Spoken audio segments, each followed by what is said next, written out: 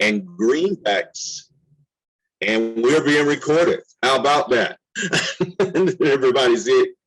We're recorded now, so that's good. Colorado Health Foundation and Greenbacks and Associates Group. If you are entering on this Zoom link, please go down to our chat room and put your email in so that we can get information about Another Life Foundation and how we continue this pursuit of destigmatizing mental health in our region and beyond. So today's event is focused on providing inspirational stories and providing support and resources for achieving health equity.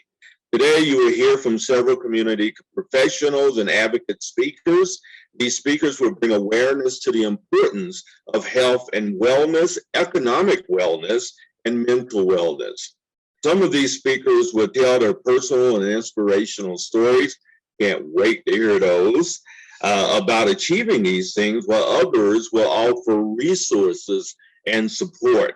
Hopefully, by the end of this community forum today, everyone in attendance will have the opportunity to get inspiration, support, and resources to achieving health, economic, and mental wellness.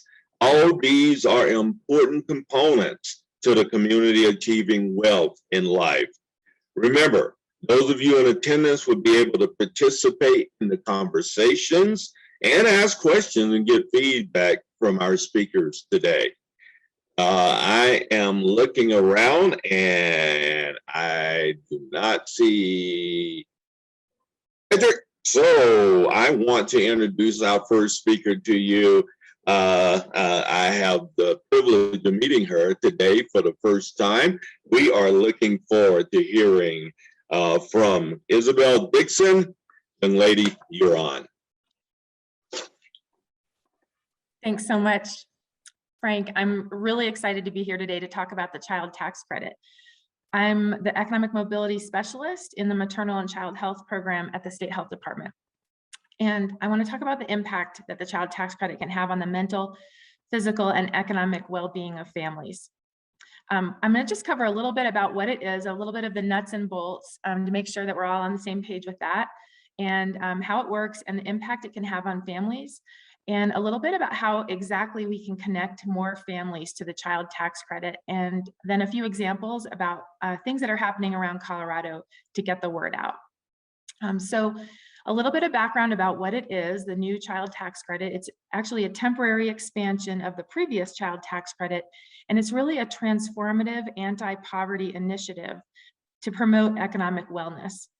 It has the power to reduce poverty, child poverty in the US by 40%. It's increased from the old version, which was $2,000, really just a reduction in tax liability, so it didn't apply to low-income families. It's increased to $3,600 per child, up to $3,600 for kids 0 to 17, and it's now refundable as a cash payment in check or direct deposit form. And eligibility is expanded because now, like I said, low-income families can access this benefit. And in fact, nearly all kids are eligible. 92% of kids are eligible for this tax credit because it steps down as income goes up. Monthly payment started in July as a 50% advance on 2022 tax refunds, which helps families budget. The most recent payment went out last Friday. And then a little bit about why those of us who work with families in all kinds of settings are talking about taxes. Taxes are kind of not my favorite topic in the past. I'm really excited about them now because these tax credits reduce poverty and improve long-term health and educational outcomes. And we know that poverty is a root cause of poor and inequitable mental and physical health. Tax credits contribute to economic mobility, which is a component of health equity and important for mental wellness. We also know that the child tax credit and other tax credits are associated with reduced infant mortality, fewer adverse childhood events, reduced parental stress, and improved long-term educational outcomes. Also reduced child maltreatment and trauma, and disparities in access to the full credit are also reduced under the expansion. So we know a little bit about the impact that the tax credit has had just this year because we have some data. Usually tax data is 2 years behind, and wouldn't be so helpful in this case. But the Census Bureau did a survey called the Household Pulse Survey. And this new data indicated that the first payment of the expanded child tax credit kept approximately 3 million children from poverty in July. And food insufficiency and financial anxiety were significantly reduced. And in fact, the number of households that reported not having enough to eat dropped by 3.3 million, or nearly 1/3, in the weeks after the IRS issued the first payment in July. We also know a little bit about what families spent this payment on. About half of the households reported spending their payment on food.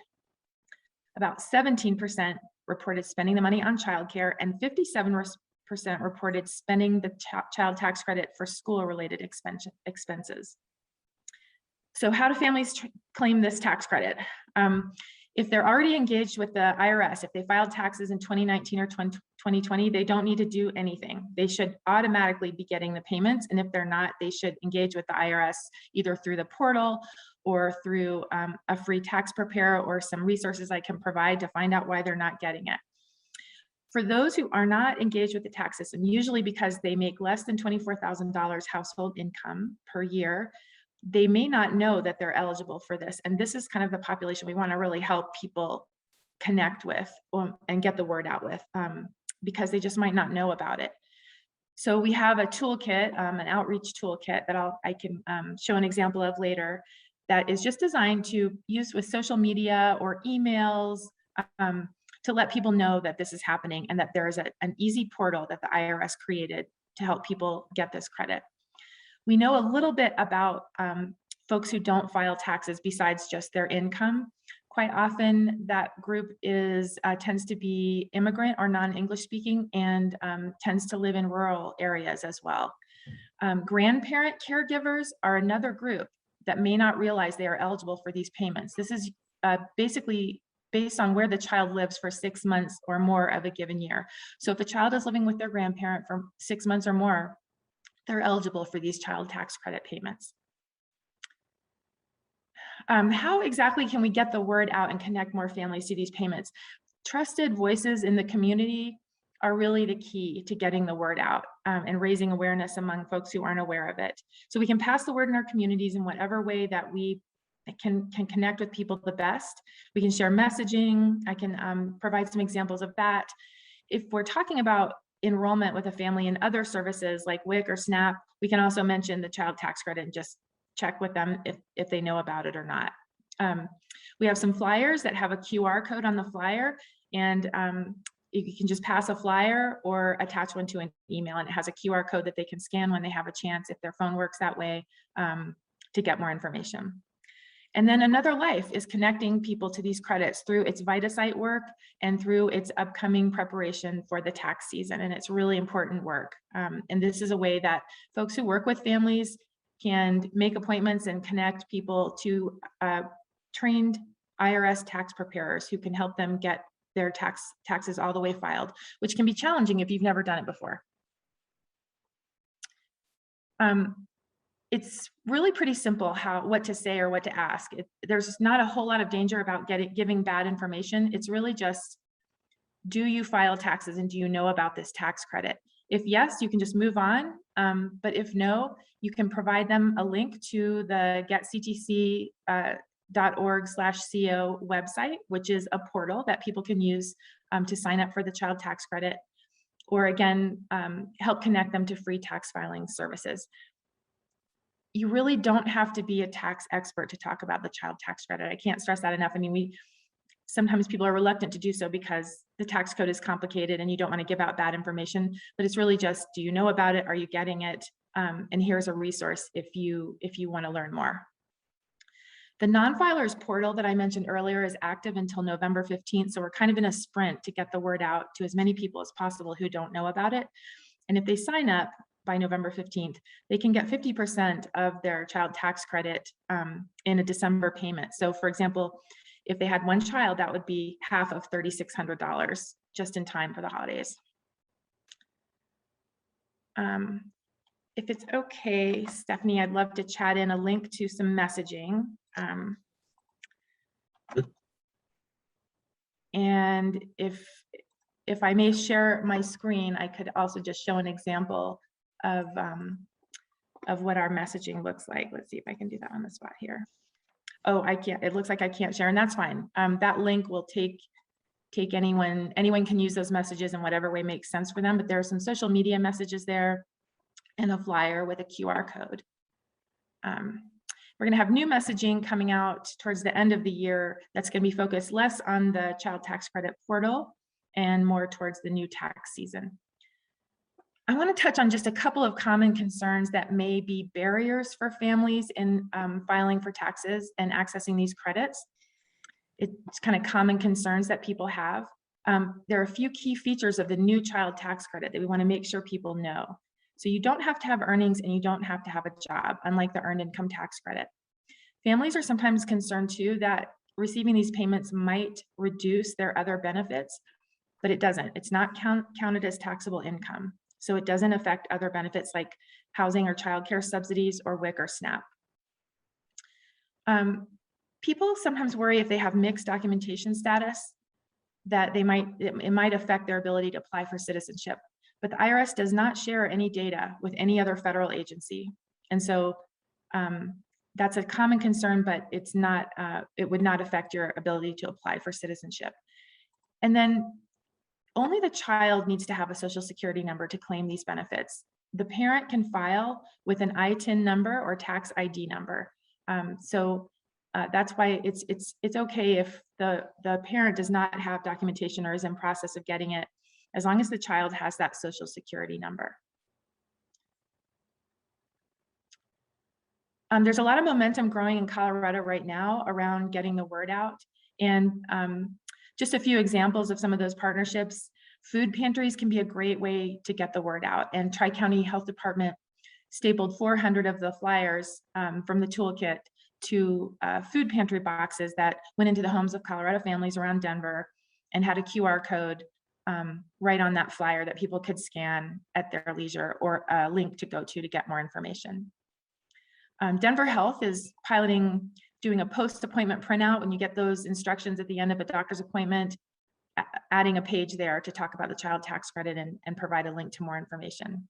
And we're just eager to hear more ideas about how we can get the word out in different communities and to support any efforts that we can to do that. We just want to make sure that Coloradans don't leave this benefit on the table.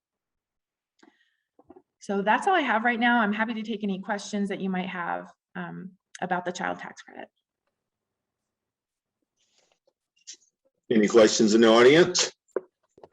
Is it up to age 18? I'm assuming. That's correct, 0 to 17 in that tax year. So for example, I have a daughter who turned 18 in July and we didn't get the tax credit for her. But if you had a baby born in 2021, that baby would be eligible. The person just has to update their information with the IRS in the online portal where you can report your income and the number of kids you have, and you can just change that to, you know, an additional child to make sure that you get the credit for the baby. I had a question, a situation where the mom and dad are separated and one gets the tax write-off for the child 1 year, you know, it alternates years. So who would get that money? Yeah, it does alternate. And I'm going to chat a link in, Karen, that addresses a lot of these scenarios, because this is a common question. And also sometimes one of the parents will claim or has claimed the child tax credit when they really shouldn't have. And it's not an easy process, but there is a process with the IRS for the parent who actually had custody of the child that year to document that and the IRS will make a determination on that. But yeah, typically they alternate years in claiming the child tax credit. Okay, thank you. Let me look for that resource and I'll chat it in.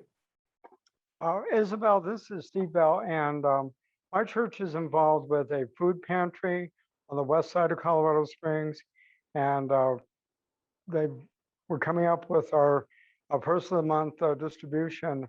So how can we get some of those items that we could just attach to the boxes that we give to people as they come through the parking lot to collect their food? And also, is there like an infographic that will take somebody like step by step through the process to make it easier for folks that might not be so good at reading some of this, the technical language. Yeah, great question. So the IRS under the new administration has partnered with this organization called Code for America. And they, their whole mission is like equitable, easy access for everyone to interface with government services. Under the old model, Intuit was allowed to create the free tax portal on the IRS, and they weren't very incentivized to make it easy to use because they're a paid tax preparer. But Code for America has changed this, and I'm going to chat a link in for that. It's that getctc.org/co link. And they've tried to make it as easy as possible to go through these screens for taxpayers to get their credits. And they have chat links for more support if people have simple questions. And then in the new tax season, if someone needs additional support, they should probably get connected to a VITA site like Another Life has to make sure that they can get any more complicated questions answered.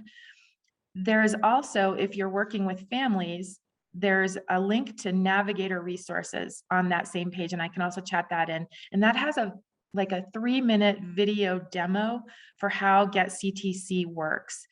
It just kind of shows you the different screens and helps you understand the process so that you can actually sit with a family and their phone and help them walk through the process and understand what documentation they need. And it's taxes, so it's not as easy as we like. The best thing would be is if we could just do a child allowance the way the rest of the developed world does. The US is the only developed country that doesn't send a child allowance to low-income families, but they're trying to do it this way through the tax code. So we just try to work with it as best we can, and I'll chat in some of those resources.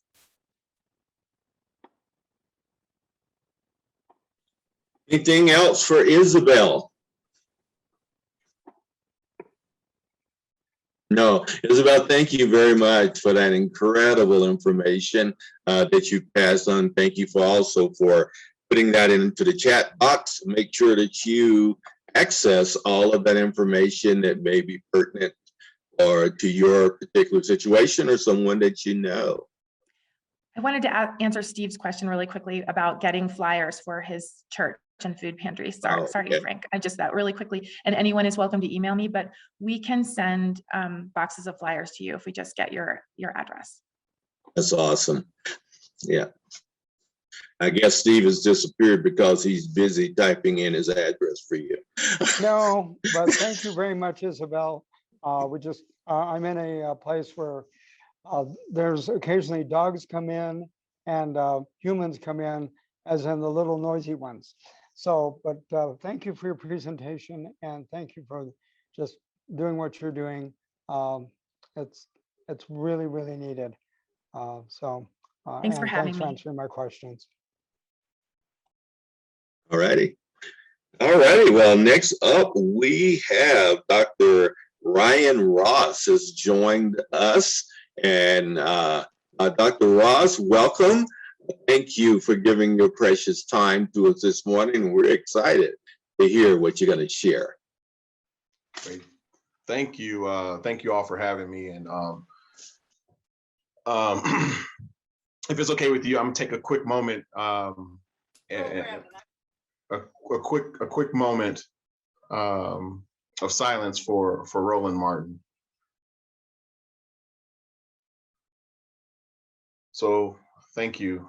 Roland Martin passed away yesterday, and the reason why I'm sharing that is because he's an individual who is one of several individuals who's responsible, in my opinion, for the Dr. Ross that you see in front of you today.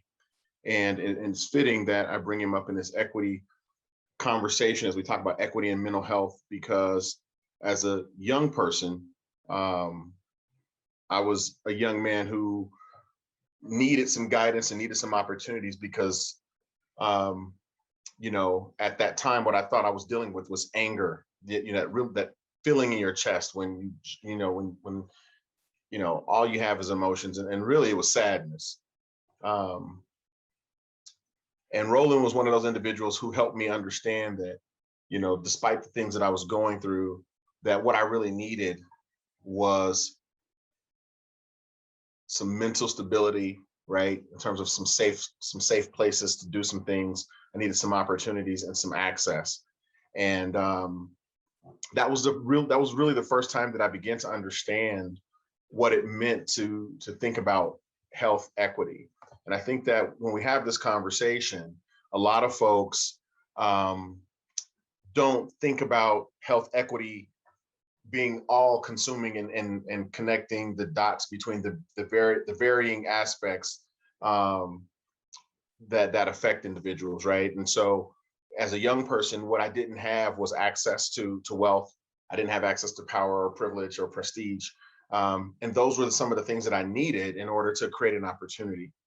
And through the relationship with folks like Roland and others, I began to understand that I needed to create those kinds of things for myself. And I'll share a quick story. When I was in middle school, I went to a public school in Denver, and I knew that my neighborhood high school wasn't going to be a great situation for me. It wasn't going to be a great situation for me for a variety of reasons. For some of the guys who were there, older cousins, some of the gang affiliation stuff. And, this was around 94 when, people called it the summer of violence. There was just a lot of things going on. And so I knew that I needed something different. And so I decided that I would try to go to a different school because I heard about some young men in my community who went to Mullen High School, which is a private Catholic school. And they went there, they played athletics. It was far away. And they seemed to be doing okay there. What I didn't understand at the time was that it was a private school, that it cost money, anything like that. I just thought it was a school like any other thing. And so I decided one day, the summer after 8th grade, that I would go to Mullen and tell them that I was going to go to school there.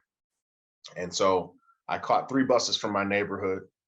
Took about an hour and a half to get there. I show up, I meet the principal and say, hey, I want to go to this school. And he kind of laughed. And who are you? And it doesn't quite work that way. We've made our admissions decisions back in the spring, and who are you? Why are you here, essentially? And I said, hey, I want to go to school here. The neighborhood school isn't a great option for me. And so what do I need to do to go here? And to make a long story short, he told me that there was nothing I could do to go there. That one, I'd have to take a test, I'd have to apply, I'd have to pay, and all these things had already happened. And I was past the deadline, but he'd be happy to give me the information that I could try for my sophomore year. And so that was the first day. I went back 13 more times. Every day I showed up with a different pitch. Hey, I'll shovel the snow. Hey, what if I dust the chalkboards? And every day he sent me away. Finally, the last day that I was there, I get off the bus and I see 2 police cars. And so I thought that maybe he had called the police, and I was like, oh, it's messed up. But I noticed that the police officers actually walk out of the school building, get in their cars and leave. And so they weren't there for me, which was great, because I had planned a whole escape route and everything. But this was the first day that he was actually waiting for me. So I was a little reluctant to go across the street because I had to find him the 13 previous days. And I finally went across the street and he introduced me to somebody named Larry Byrne, who created an opportunity for me to attend Mullen High School. And the reason why I share that story is because that experience at that time, I can't tell you why I did what I did. It was a lot to do with some great mentors and God and being guided. But what I learned in that experience was that once you have access to certain things, you can change your life, right? And my life has changed dramatically from that time. From a young man in East Denver who was in a home with an abusive stepfather. You name it, I experienced it. And to now, I'm a father myself, a business owner, an educator, and a variety of other things. And so it just goes to show what happens when we make some very intentional choices to level the playing ground for people. And when we think about health equity and we think about mental health, one of the ways that we have to think about leveling the ground or leveling the playing ground for everybody is thinking about it, in my opinion, from one perspective: who's not thriving? When we ask ourselves who's not thriving, and we begin to answer those questions, the follow-up question then becomes, what do we do about it? And that question and that answer led to the creation of the Urban Leadership Foundation of Colorado, which I have the honor and privilege of serving as its president. And so the Urban Leadership Foundation was created in 2007 by former Mayor Wellington Webb, Richard Lewis, and former Senator Angela Williams, all local leaders from Colorado. And the whole point of the organization is to bolster the professional and personal experiences of emerging leaders of color. And we do that through a 10-month leadership development program. And we run the program from a servant's leaders model. Why is that important in this conversation? It's important in this conversation because when we think about what we're doing as an organization, we're really looking at several things. We're looking at the psyche of people. We're looking at what now is being highlighted through two pandemics, a social justice pandemic and also COVID. But in the Black community, we've already been dealing with a lot of these things, and what we're experiencing now has highlighted those things and made those things kind of front and center. And so when we're working with leaders and we're working with community, we're addressing the psyche of folks. We're addressing confidence. We're addressing opportunity. We're looking for opportunities to diversify boards and commissions, and so that all the environments look like the communities that they serve, right? So whether it's a corporate boardroom or a nonprofit boardroom or a board and commission by the state of Colorado, we want to make sure that those boards represent everyone and that voices are there so everyone's lived experience can be heard. So we've been doing that since 2007. The last few years, the last few years, we've added some things to what we do, primarily because of the need from the community. And so we've had to shift and do some things, and we created what's called the Bridging the Gap Initiative. The Bridging the Gap Initiative does just that. It bridges the gap for people, small businesses, and organizations in the African-American community. It started as looking at the gaps created by COVID. But as we begin to do the work, we recognized that there were just a tremendous amount of gaps for a variety of different reasons. But one of the number one reasons was mental health. Like when we talk about mental health, sometimes we don't even think about things like stress, right? I share about Roland Martin, who wasn't even 60 years old. And this year, there have been an influx of individuals who are under 50 who are having heart attacks and passing away. And so what does that tell us? That tells us that life is hard, right? And stress, as we know, is one of the number one causes of death, especially in communities of color. And so when we're thinking about stress and what can we do about it, we can't look at stress as a singular thing. It's a mental health concern. And so being able to work with our organization and other organizations like the Colorado Health Foundation and others, really looking at the definition of mental health and expanding it so people understand that the things that cause stress are triggers, right? That no matter who you are, can affect you in a profound way. And we need to put things in place in order for people to feel safe and in order for people to thrive. And so that's what we've been doing. And through our programming, we focus on some of the major stuff that you think: leadership development, understanding politics, philanthropy, business ethics and integrity, philanthropy and financial awareness. But the other major piece is mental health. And here what we're doing is we're trying to change the narrative around conversations around mental health. We want to normalize mental health. We want to make the conversation in the Black community one where mental health isn't something that we hide behind closed doors or think that it's not something that we engage in terms of accessing a therapist, right? We want to make sure that people are understanding what it really means to take care of themselves and what self-care really looks like, right? Self-care is more than going to get a massage every now and again. It's a lifestyle change, right? Thinking about what we eat, what we read, how we meditate, what we manifest, right? And so we want to do all these things because we want to do several things. One, we want to ensure that people are living, and while they're living, they're thriving. People are living, but while they're living, they're healthy enough to experience and share and bolster their voice. People are living, and they're also feeling valued in the places that they live. And so this is what we do. And I think it's important, and I think it's important work because the reality is people are dying, right? People are literally dying. And we are in a place in a society where we're not having honest conversations about equity and what it looks like, right? We're having really great conversations about equality, but we're not having conversations about equity, ensuring that every person has what they need in order to thrive, not everybody having the same thing. And we're using words like diversity, equity, and inclusion interchangeably, right? And the danger with that is we don't tell the whole story. When we don't tell the whole story, we can't do the three things that we need to do in order to move our communities forward. And those three things are acknowledge what's happened, take accountability, and then begin to plan and create solutions in order to move forward.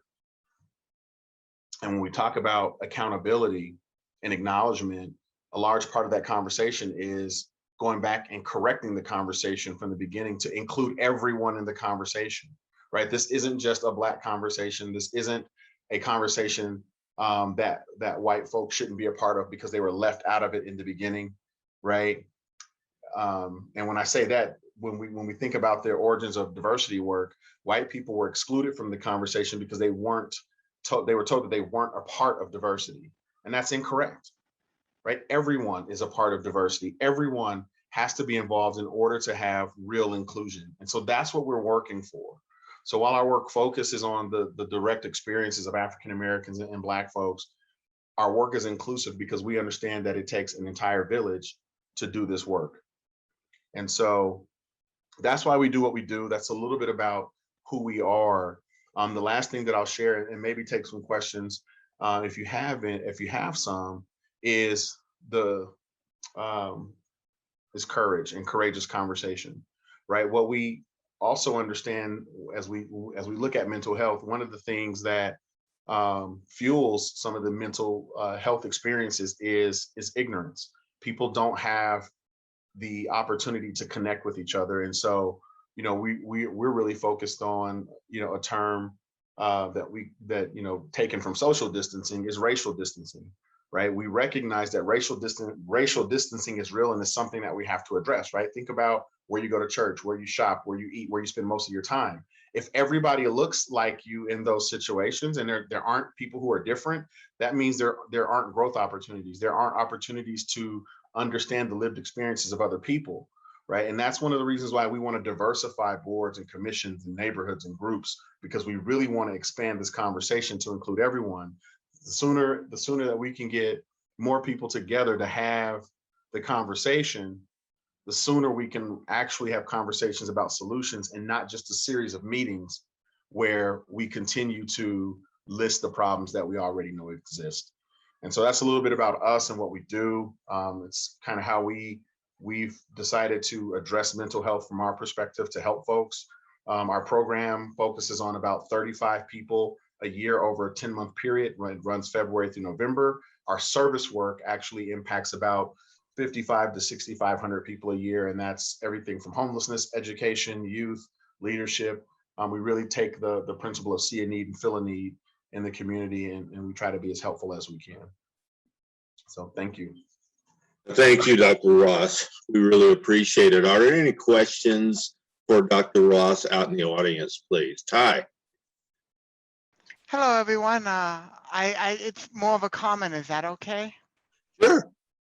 I'm a huge advocate for quality of life, and mental health consumers tend to have very poor quality of life. And I think it was really important when you were saying, Dr. Ross, about thriving and connecting quality of life to that. I helped work on the high-end utilizer report, the 20% of the population that uses up 80% of the resources. And I'd love to, this was back in 2014, I'd love to get that we done and we checked out. But you know, bottom line is, if you're struggling with your quality of life, if you're struggling to enjoy life and have meaning in it, it's hard to live. It's hard to survive.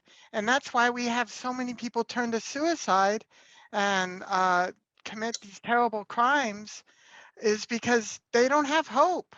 They don't have the belief that life can be worth living and life can get better. And they don't have the same sort of social support network. The system destroys social support networks. It tore me from my mom, and many people are either disowned by their family, or they disown their family because their family just doesn't know how to help them, and they try everything that they can to do to help.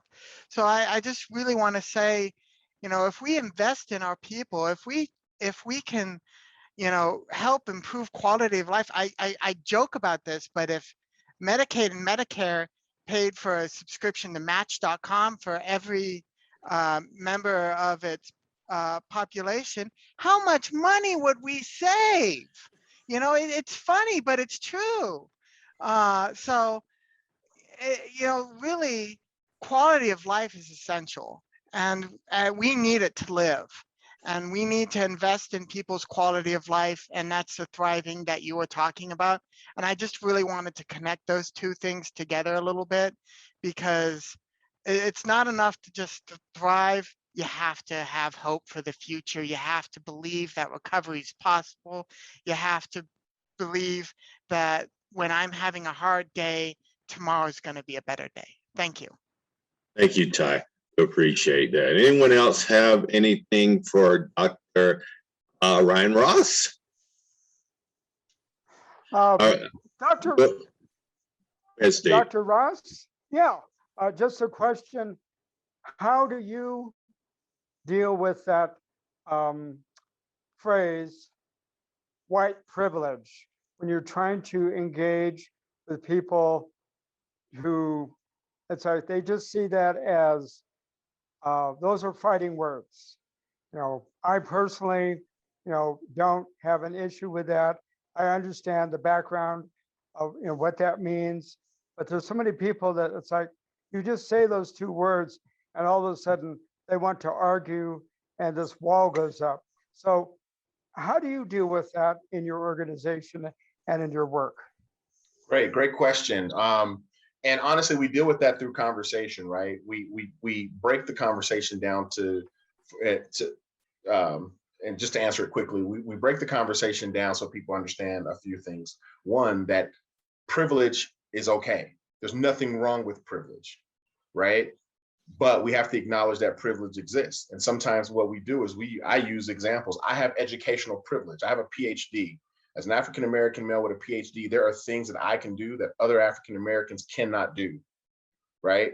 And so I have a privilege. And because I have that privilege, there are some responsibilities that I feel like I have to raise the community with me. And one of those things is things like this, to be here in these kinds of forums to speak, right?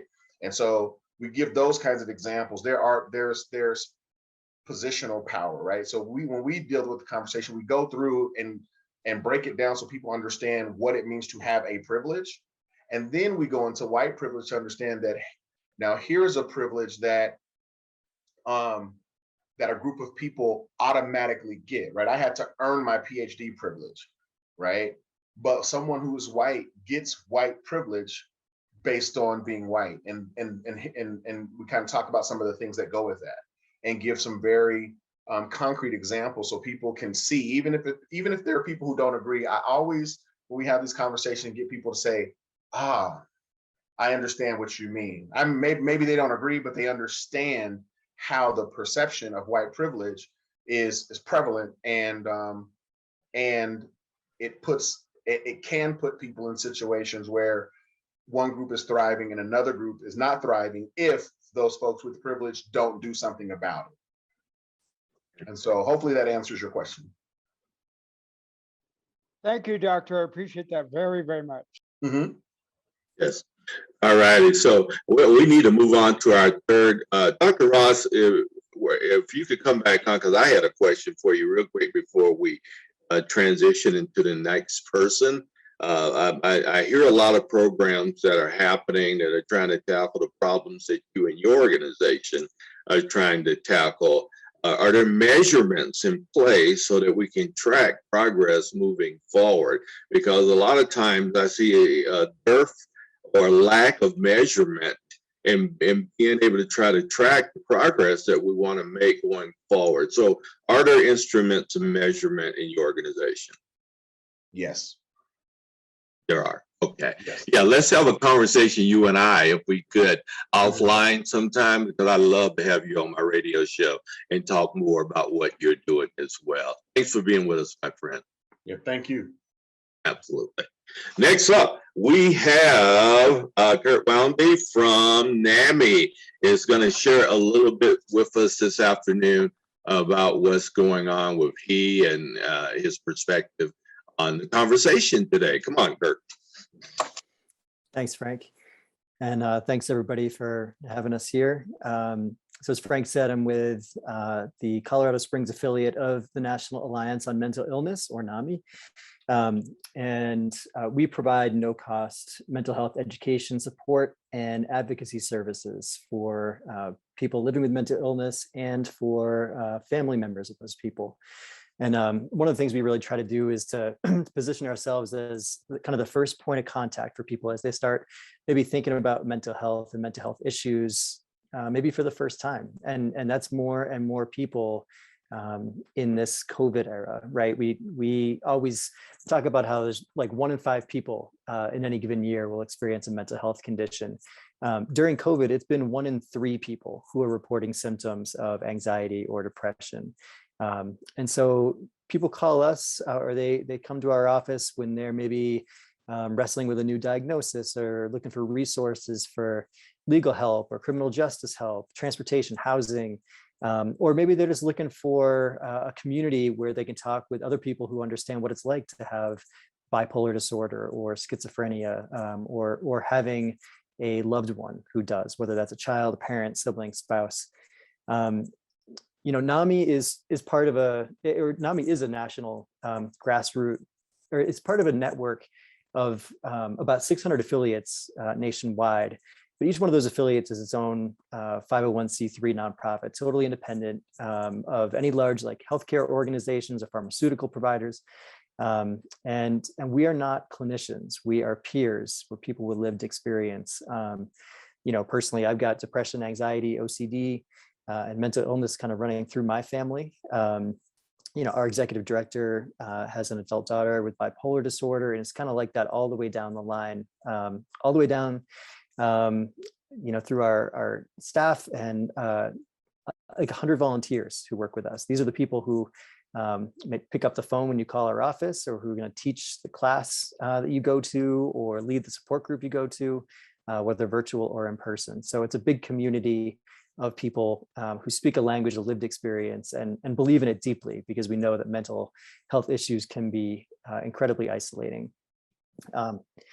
That said, you know, we recognize that that kind of lived experience is a lot more powerful to relate to when it's shared by people who also look the way you do, who have similar life experiences outside of mental health.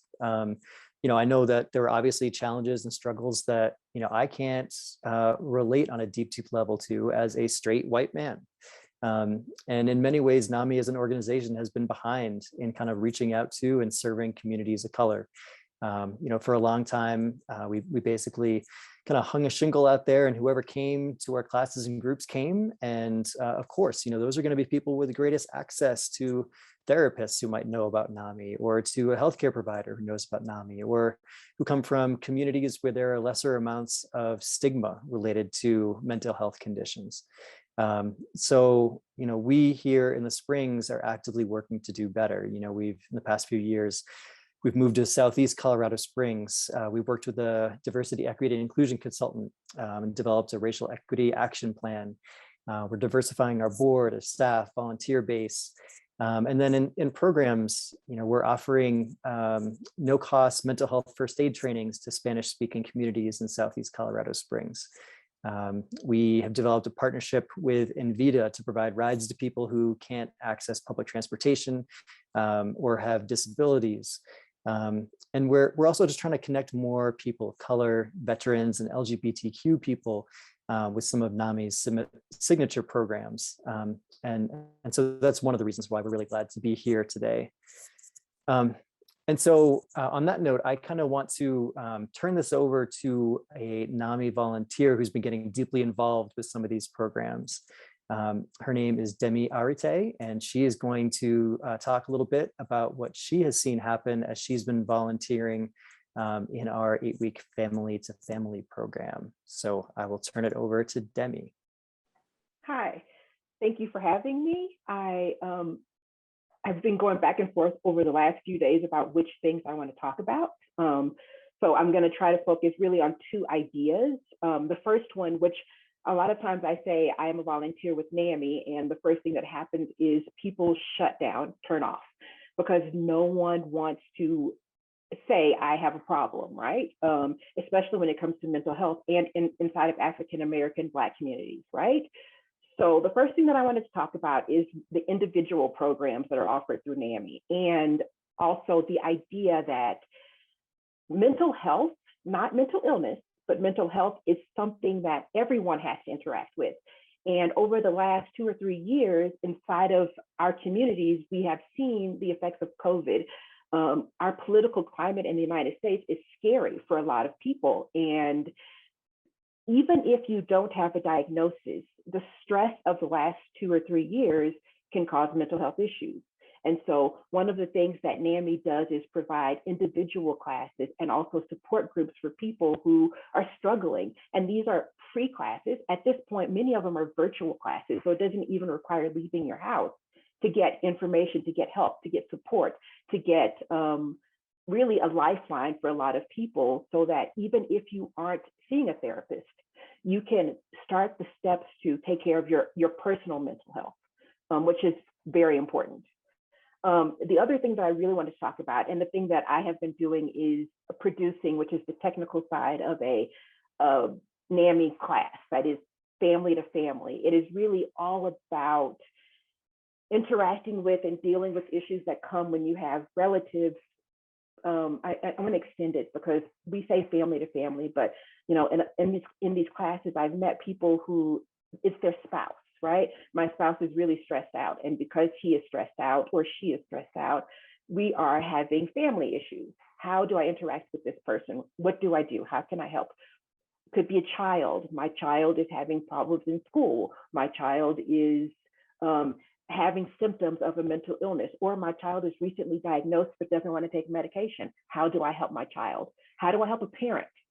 I live with my mom. She has dementia.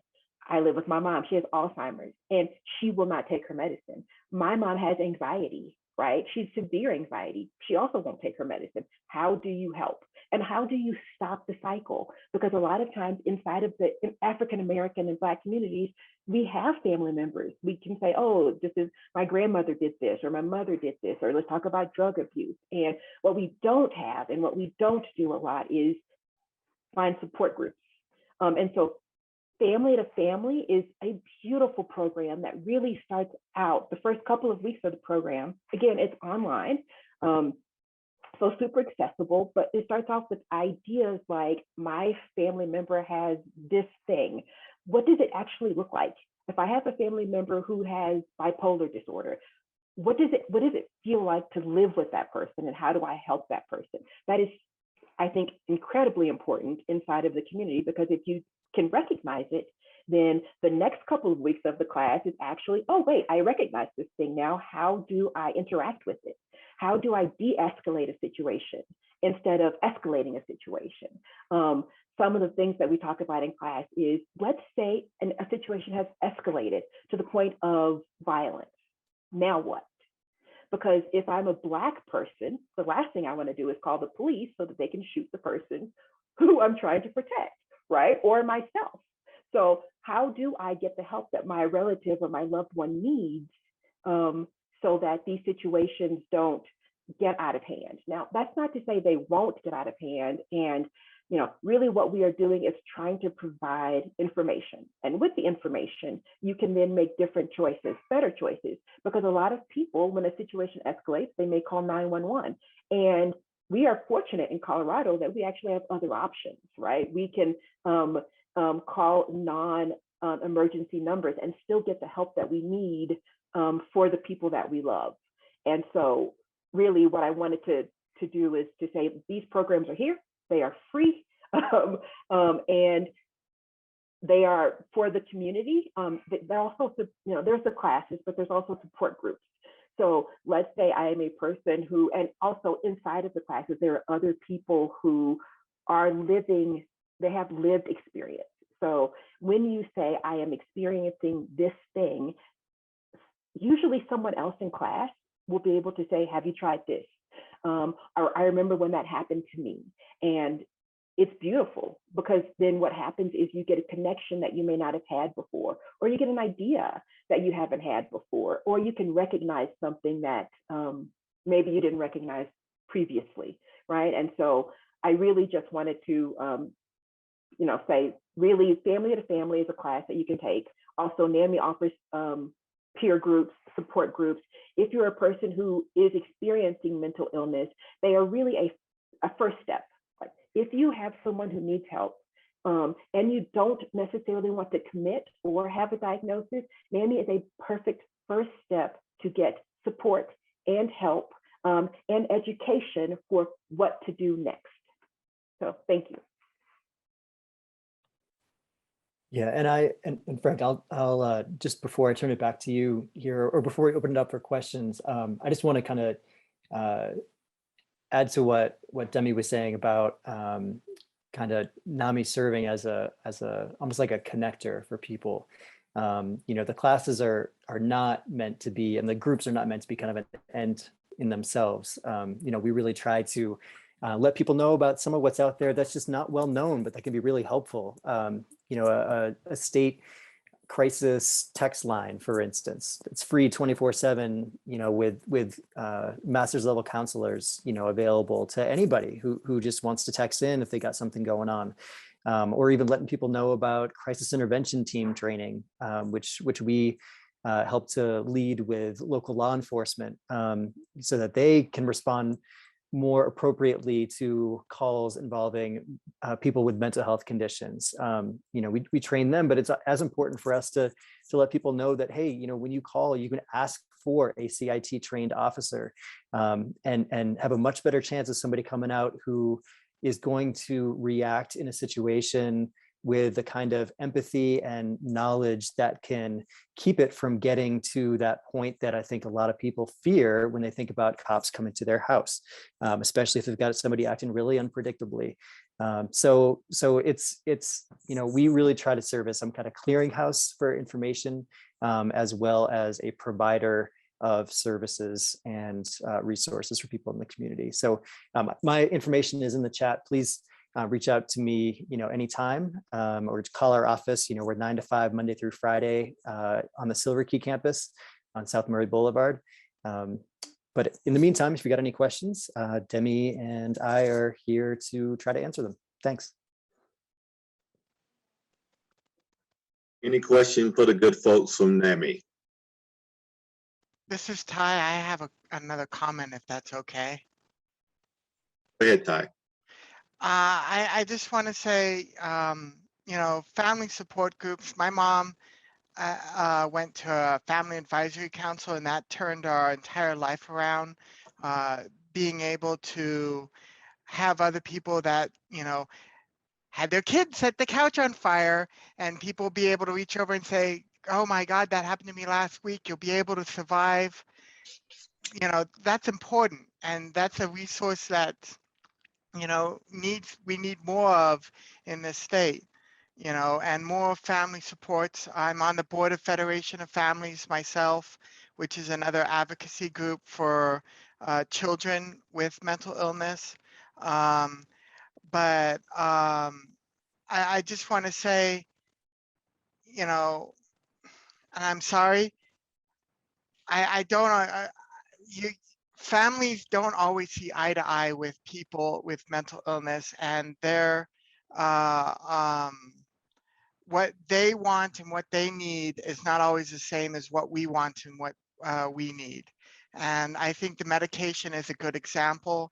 You know, if you've ever read Robert Whitaker's Anatomy of an Epidemic, it talks about how medication in a long term is actually harmful and causes, you know, some antidepressant, if you take it for 10 years, is likely to make you depressed. And it's powerful moving things. I don't want to say medication is bad because I know people that it saved their life and it turned their life around. But at the same time, I know a lot of people where it's done a lot of harm. And when I talk to my peers out there, the last thing we want is forced treatment. Doesn't matter who you are, what you look like, forced treatment is not ideal. And I think families need to realize that we're subject matter experts in ourselves. You know, a doctor can go to school, a family member can know all kinds of things. No one's going to know me better than me. And it's a true partnership of a mental health system when I can bring my subject matter expertise to the table to a provider and a doctor and say, how can you help me? And we can use both of our expertise together. So just, you know, speaking as a person with lived experience, speaking as a family member of a person in the CXX movement, which is the consumer survivor movement, who doesn't like the system, I understand where you're coming from because I worry about my mom and I worry about her getting the help that she needs. But people need to go at their own pace and we can't force the issue. So that's what I wanted to say. Thank you. Thank you, Ty. Yeah, Can I you might want to respond? consider getting into the speaking forum going forward. Get a hold of Stephanie Green in our chat room as well, my friend, so that we can look at that as a possibility as well. Can I respond to Ty? Because is that okay? Sure, absolutely, Demi. One of my favorite things about the family to family class that NAMI teaches is that they spend 2 weeks on the idea of medication and how medication affects the person who is taking it. And they have a couple of I can't think of the word, but exercises, that's it. They have a couple of exercises that tries to get the person to understand what it's like for the individual who may or may not be forced to take the medication. And I think that it's so valuable because you're right, it does have both negative and positive, depending on who you are and what you take. And the other thing is diagnosis. And what I think is important is to recognize the symptoms. That doesn't necessarily mean go get a diagnosis and start taking medication. But if you can recognize what's going on, then you can respond in a way that is a positive experience for everyone that is involved. And so that the other people inside of the situation feel supported.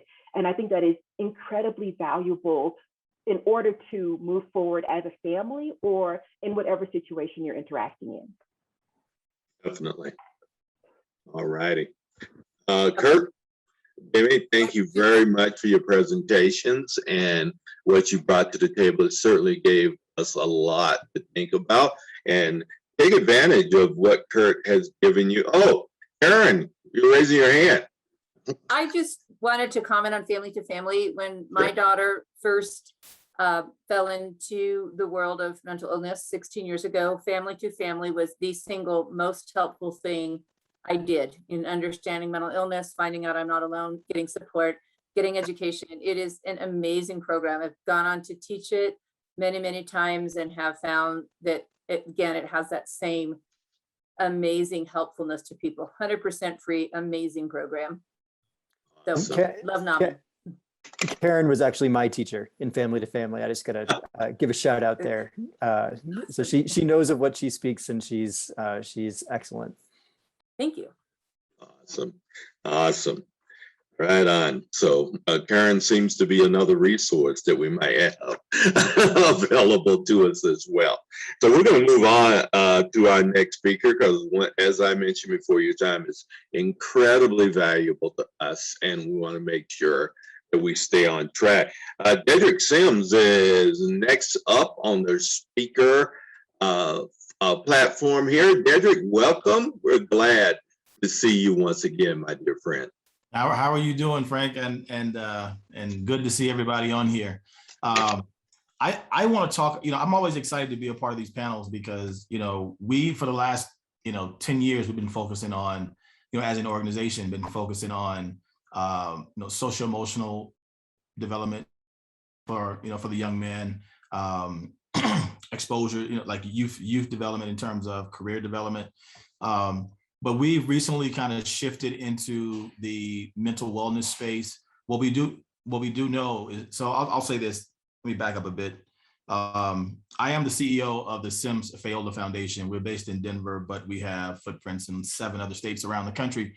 Our mission is to improve the life outcomes of young men and boys of color, and also to increase the capacity of those youth professionals who work with them to do their work through both a gender lens and also through an equity lens.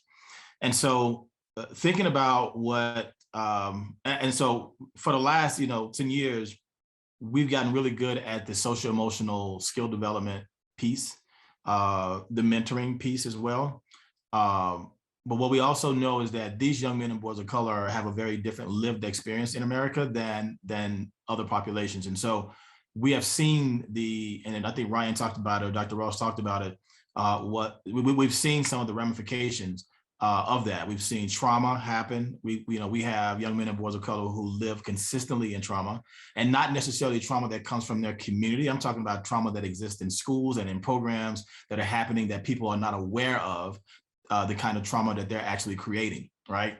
When you have young men and boys of color in schools or in programs or in places where it's kind of more, it's mostly this Eurocentric kind of idea of values, the way you decorate the room, the way you have conversations, the way you greet. Then if that's something that they're not used to, or something that they feel like a fish out of water with, then trauma happens, because you're trying to make sense of the environment. You're trying to make sure that you are saying the right things, that you can say the right things, that you do understand what's being said and what's being presented. And this happens almost every day in schools. And we wonder why that there's this achievement gap between, young men and boys of color and their white counterparts. It's not necessarily all attributed to cognitive processing. It could be the environment, and a lot of time it is the environment. It's a cultural mismatch, right? If you ever have a chance, go look at the work or this chart called the Philosophical Chart of Differences by Dr. Edwin J. Nichols. It talks about, it puts all the cultures and for lack of a better word, race, which is a social construct, on this axis. It has African Americans, our Latino brothers and sisters, our Asian brothers and sisters, our white brothers and sisters, the Indian brothers and sisters, our Native American brothers and sisters. And it talks about how we look at the world through axiology, through epistemology, through logic, like how is it that we process the world? And what we find is that the way that, people of color process the world is very different than the way that institutions and environments are typically set up. And when you are in this space, always trying to make sense of this, then, your brain goes into this trauma mode to where, it's fight or flight sometimes. And this happens in the classroom, and teachers don't see this. People don't see this in their programs, in their mentoring programs, despite your best intentions to create, I think, safe spaces for young men and boys of color, in particular for us. You could be doing it wrong. You could be missing the boat and causing more damage than causing more damage. And so what we do, and thinking about what Dr. Ross said, he told his story about Mullen and trying to get access to Mullen. And then he said, you know, who's not thriving? And that's what we are addressing as the Sims Fellow Foundation. So in terms of economic wellness, we have financial literacy courses and experiences for our young men and boys of color. When you think about mental wellness, we have a new program that we created with the help of Dr. Young and also Stephanie called Building Better Boys that we piloted over the summertime. And it's a focus on mental wellness, specifically letting our boys know that it's okay not to be okay. And when I think about masculinity and how it's defined in communities of colors, it's not one that I think is the healthiest. For one, it excludes emotions. It tells you not to cry. It tells you to man up. All these things that we know are not healthy, but they manifest themselves in schools and in our community as violent behavior, skipping school, bad grades, all of those things that are happening because of that definition of masculinity. And so Building Better Boys is our attempt to say, you know what, you're not thriving in that area. And so we're going to try to help you be okay with not being okay. As far as mental wellness as well, we have a program that we call Empowered Ambition Youth Development Program. And it's a 18-week program that focuses on youth voice and leadership, character development, social-emotional skill development. We introduce them to the arts. And this is about these young men.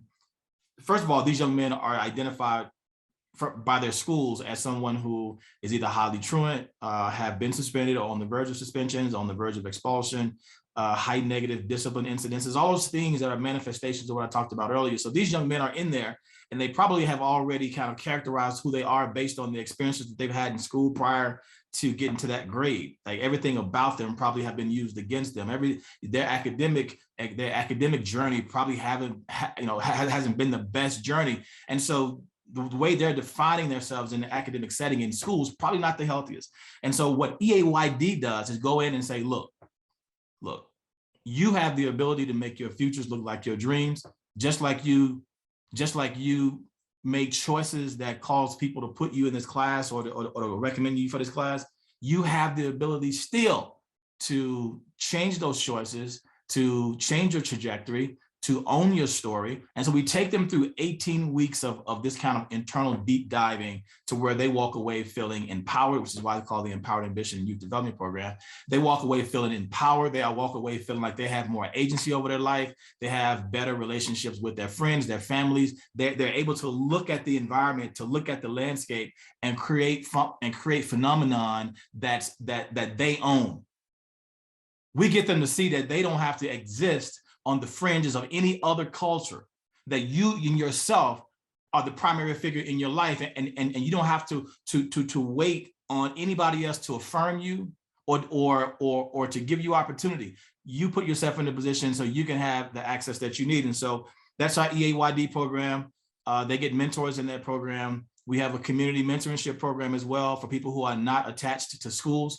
And so that's a one-on-one mentoring program. And then we have, and this was born out of COVID, community virtual mentoring program where they meet on Zoom, every other week, within a month, and they go through conversations and have activities, and we have prompts for the mentors. And then our last program, one of our last programs, where I just come from and I'm getting ready to go to, is called FMLA, Failed Man Leadership Academy. This is where we take a group of young men for 15 weeks and we introduce them to careers and we introduce them to areas of life that are typically underrepresented by young men of color. So for example, we teach them golf. Like we have a partnership with First Tee, and this morning, we had 15 boys on the range and they learned how to, start their first session learning how to make golf clubs and understand how golf clubs work. But also they went to the range to hit. One of the reasons why, aside from I'm a big golfer and I understand the value of it, that I wanted to expose these young men to golf is because one, golf is a sport that teaches a lot of life lessons, right? A lot of life lessons about patience, about doing it again until we get it right. It also is a sport to where you can increase your network. Both of these things these young men need, right? And so we're not just exposing them to the game and getting them excited about it and then leave them high and dry. We're actually they're all getting new clubs, they all get new clubs, all equipment, they get lessons, they get free range time. So, this is something I wish somebody would have done for me, but FMLA does that. We have partnerships with Lockheed Martin, Northrop Grumman. We introduced them to airport management. We introduced them to aviation. We introduced them to STEM careers. So we introduced oil and gas. Our high school kids get internships, they get paid.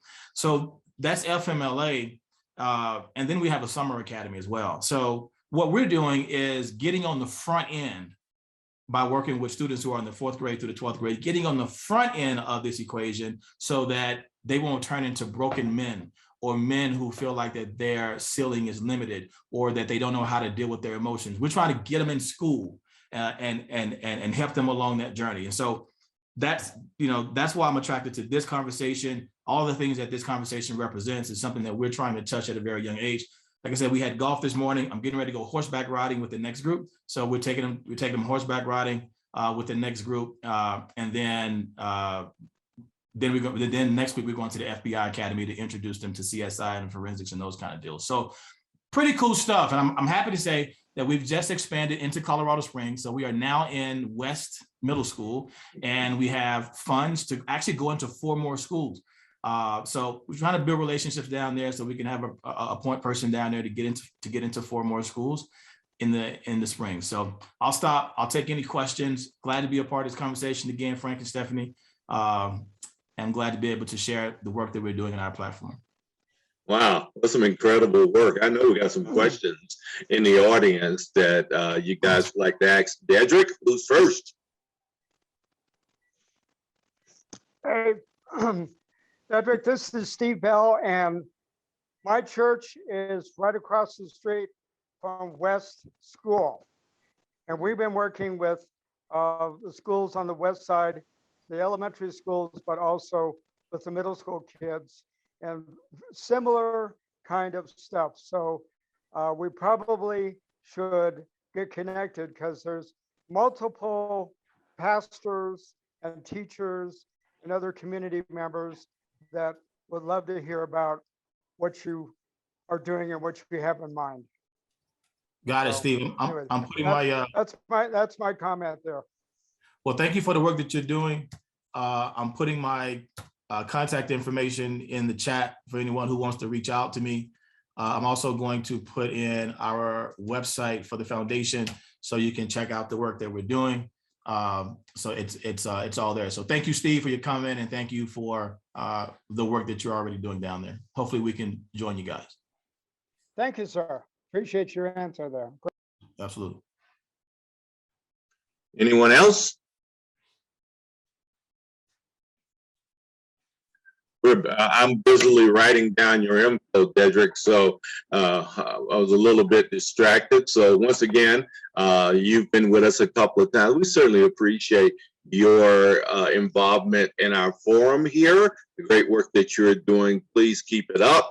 I'll be in touch with you soon, my friend. Absolutely. There's one thing I failed to mention that I do want to mention is that we're actually now also getting into the juvenile justice space. So our EAYD program, we're positioning it to be a diversion alternative, but also an alternative to those who are already incarcerated and in the system, like that we can go in and work. The results of our program have been amazing, and so we know how to operate in the proactive space, and now we're going to move this over to the reactive space and kind of look to decrease recidivism by increasing internal capacity. Anyway, I'll let you go. Thanks again, my friend. Appreciate it. Thank you. Yeah. So as we move along today, next up, we have Jerome Penrose. He may come up and I think he's listed on the screen as King Nabe. Jerome, King, my man, are you ready? Very much so. Very much. All righty, bring it. Everybody here be clear. Just want to make sure. First and foremost, I want to apologize. I got my times misconstrued, so I had to come run and jump out in the car and make sure that I was situated to be able to do this right now. But I'm not going to get into all the credentials and all that other stuff. I want to get into the meat and potatoes of things. I tell everybody that mental health, mental wellness, I don't like saying mental illness at all.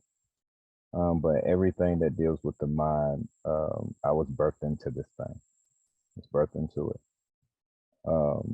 My father, I learned as I got older, was schizophrenic and is now been diagnosed as being schizoaffective. Growing up, I thought my father was Superman. You could not tell me that he was not Superman at all. You know, the things that I sat back and watched him do when I was a kid, even though from a mental standpoint, I should have been scared. No, not at all. Not at all.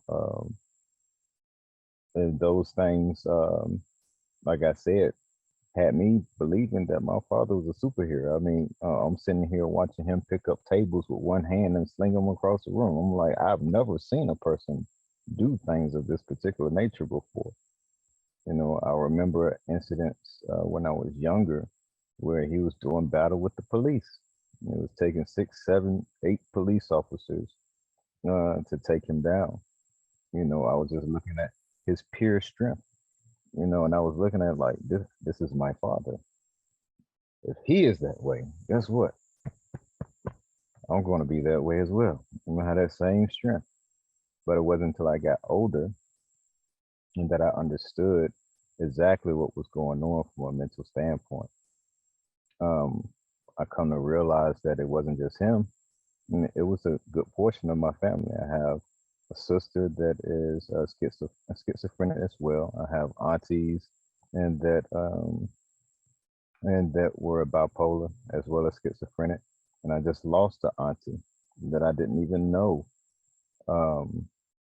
had mental health issues as well. So when I say that I was born into this thing, this is exactly what it is, and that I mean. And because of that, I had to educate myself, which is something that I encourage all of us to actually do, is to educate yourself. Educate yourself to get a better understanding of what it is that you individually might be going through, you know, or your family members might actually be going through. Because one of the things that I did have to learn is that this is very much so genetic. And so it was something that I have to keep an eye out for my own children. I have 10 kids. 10 kids. So it's something that I very much so have to keep an eye out for my kids, being able to see the signs. Being able to see the signs so that we can catch it early and get them the proper help that it is that they actually need. Now, for me, I personally believe that we all, in some way, shape, form, or fashion, can deal with mental health issues. We all do. Each and every last one of us. It deals with our emotions. And that is something that each and every last one of us, we have. And speaking from a cultural standpoint, that was something that we was raised to not have, especially being a man. We was raised to have 3 basic emotions. I could be happy, I could be sad, and I could be angry at particular times. Outside of that, guess what? No, you couldn't have it. And I equate it to sewing up a person's bowels. Like I talked about this before, sewing up a person's bowels. And for all my medical people out there, you know what happens if that negative toxin that's within your body is not able to come out through the bottom. Guess what? It's going to come out through the top, and it's going to make things poisonous for your within your bloodstream, things of that particular nature. And it's the exact same thing that has been happening with us within the culture. As a culture, is that we've been taught that we're not supposed to have these emotions, when the reality of it is no such thing as masculine emotion. There's no such thing as feminine emotion. It is literally emotions. We all have the exact same one. And the thing about it is we have not been taught how to address these emotions. And the biggest thing that we have to look at is communication. Communication. You have to be free and to be able and to express how it is that we actually feel, to be able to get it out. You hold on to something for too long, guess what's going to happen? It's going to become toxic. It's going to hurt. Stress is very much so is very much so a real thing. Very much so a real thing. You can have physical issues based off of that untapped in stress. Now, I don't know if you can see it, but Santiago's Boxing Club. I own a gym. I'm a firm believer that that combat sports, specifically boxing, is like one of the best teachers in life. We have a program within Santiago's called Box It Out. Box It Out. Within Box It Out, the whole premise of it is that in life, we have our parents, we have our mentors, we have our coaches, we have our teachers, we have all these individuals around us and that are teaching us about life, teaching us about health, mental health, things of this particular nature. But guess what? The same way it is in that ring. When you get in that ring, you have your coaches, you have your trainers, you have your parents, you have all these people that are supporting you. But when you get in that ring, it's you versus your opponent. It's the exact same way in life. It is you versus whatever it is that you have to deal with in life. So we take those same principles that we teach in the ring, the same principles, the same mental principles that's needed in the ring, and we teach people to utilize that within life. Within life. Because guess what? That teacher is going to teach you how to answer the questions on those tests. But when that test is in front of you, guess what? You have to take that test. They're not going to do it for you. Same way in the ring. You have to throw those punches. You have to take those punches. Not the coach, not the trainer, not your parents. It is you. It is you. So we use the same structure, the same formality in reference from a mental to a physical to emotional state in order to be able to box it out. That's what it is that we're looking at. Whenever you have a problem, something of that nature, first thing that we want you to think about is I have to box this thing out. I have to box it out. I have to confront this thing head on. I have to confront it head on and deal with it. I still have my parents behind me. I still have my coaches behind me. I still have my mentors, my counselors. I have all these people that are behind me, but they have given me the tools necessary in order for me to box it out and address these particular issues. Another thing is, for me, it is a great stress reliever. That boxing bag is my best friend. It is my best friend, because guess what? It never gets angry with me. I can holler and scream at it as much as I want. It's going to listen to everything it is that I have to say. And if I get angry enough to where I feel like I need to put hands on something, I can hit it as hard as I want. I can hit it as often as I want. And it's going to absorb and take everything in that I'm actually putting out.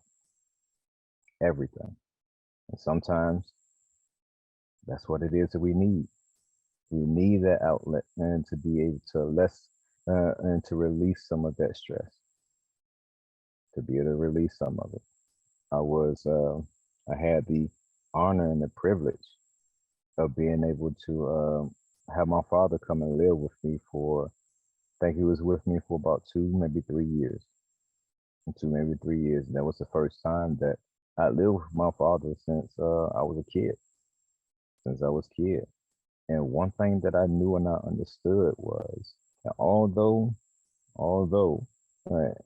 he has what's considered to be a mental illness, he was very much so in control.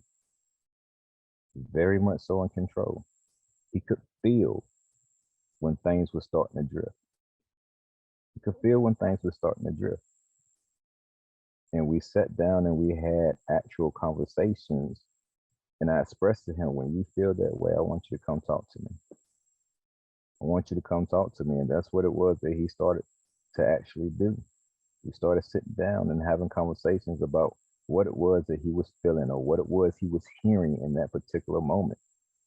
Now he had his counselors and all those other people that was helping him at the VA.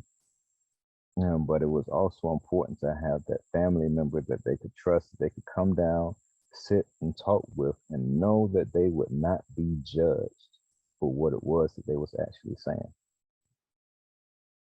And that is a big thing, because I saw no difference between him, no difference between me whatsoever. The exact same.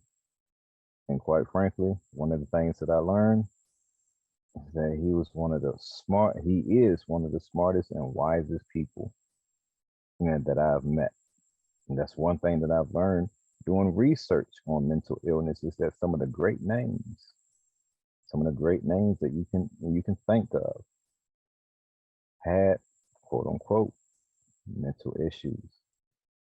Mental issues. It is not something that can hold you back from the experience of life. You can still be great. My sister, and that is schizophrenic. She is a chemist. She's a chemist, has a master's degree. Has a master's degree in chemistry. And as a chemist, it doesn't hold you back from anything at all.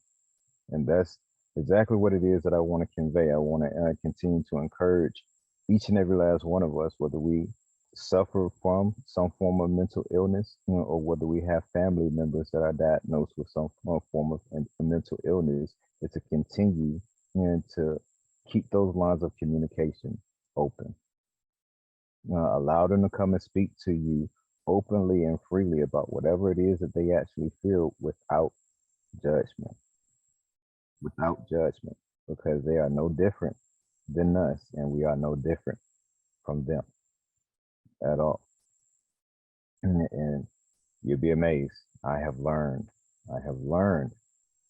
a lot about life, about myself, and just experiences being able to move forward, from each and every last one of them.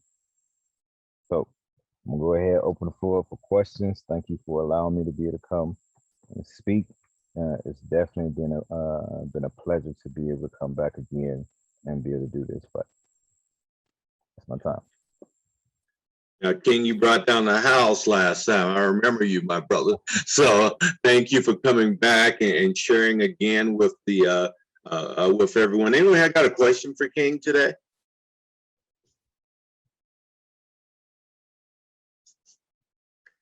All righty. Well, King, once again, thank you for coming, my friend. We don't have any questions at this point, so we'll move on with the program. We hope to see you again and know how valuable your time is with us here at Another Life Foundation and the Mental Health Forum. So once again, thank you so much for being a part. Not a problem. Right on. But hi everyone, we're gonna be taking a quick break here in a moment. But before we do, I want to introduce Allison. Is that Brandstetter, I believe. Allison, tell us briefly about your organization, if you would, please. Absolutely. So my name is Allie Brandstetter, and my teammate Karen Morgan is also on the call, so I wanted to give her a shout out. But we are from Diversus Health, specifically the Colorado Spirit team. And so we are part of the CCP, which is the Colorado Crisis Program. And our main goal is to support individuals and the community in any way that we can through this pandemic, specific to mental health. So there's a number of things that we do. We have a hotline that people can call and just chat with a mental health professional. And everything is free. All of our services are free and confidential and anonymous, just to throw that out there. We also do a lot of tailored education and trainings and anything that we can support, different organizations or individuals. And then we also do a lot of like support groups or psychoeducational groups out there in the community. So if there's any way that we can support any of you individually or any of your amazing organizations that you work for, please let us know. That's what we're here for. And thank you all for all that you do. Absolutely. Thank you, Allie. We appreciate you being on, both you and Garen. Diversus had an opportunity to meet with him. We just posted some video of that meeting on social media with Diversus as well. Anyone have a question about this organization, what they're up to and what they're doing? All I also righty. just want to add, if I have some of the email addresses in the chat, but if the rest of you could add yours, I'd love to send you some more information. Absolutely. Thank you. I was going to ask for that, if we could get some information on how to connect. So thank you. Indeed. Indeed. That's a great segue, Allie, to, yeah, if you hadn't posted your information in the chat room, please do that. We're going to save that and have an opportunity for that to be dispersed to the members as well. But the information can be there. You can go on and copy it if you like and have access to all of these awesome people that are talking to us today in the Mental Health Forum. So next we're going to take a 15-minute break. So everyone grab something, eat a drink, or whatever you want to do in the 15 minutes. So please don't go away. We still have 5 incredible speakers to come. We hope that you continue to participate in the forum, and we'll see you back in 15 minutes. Thank you.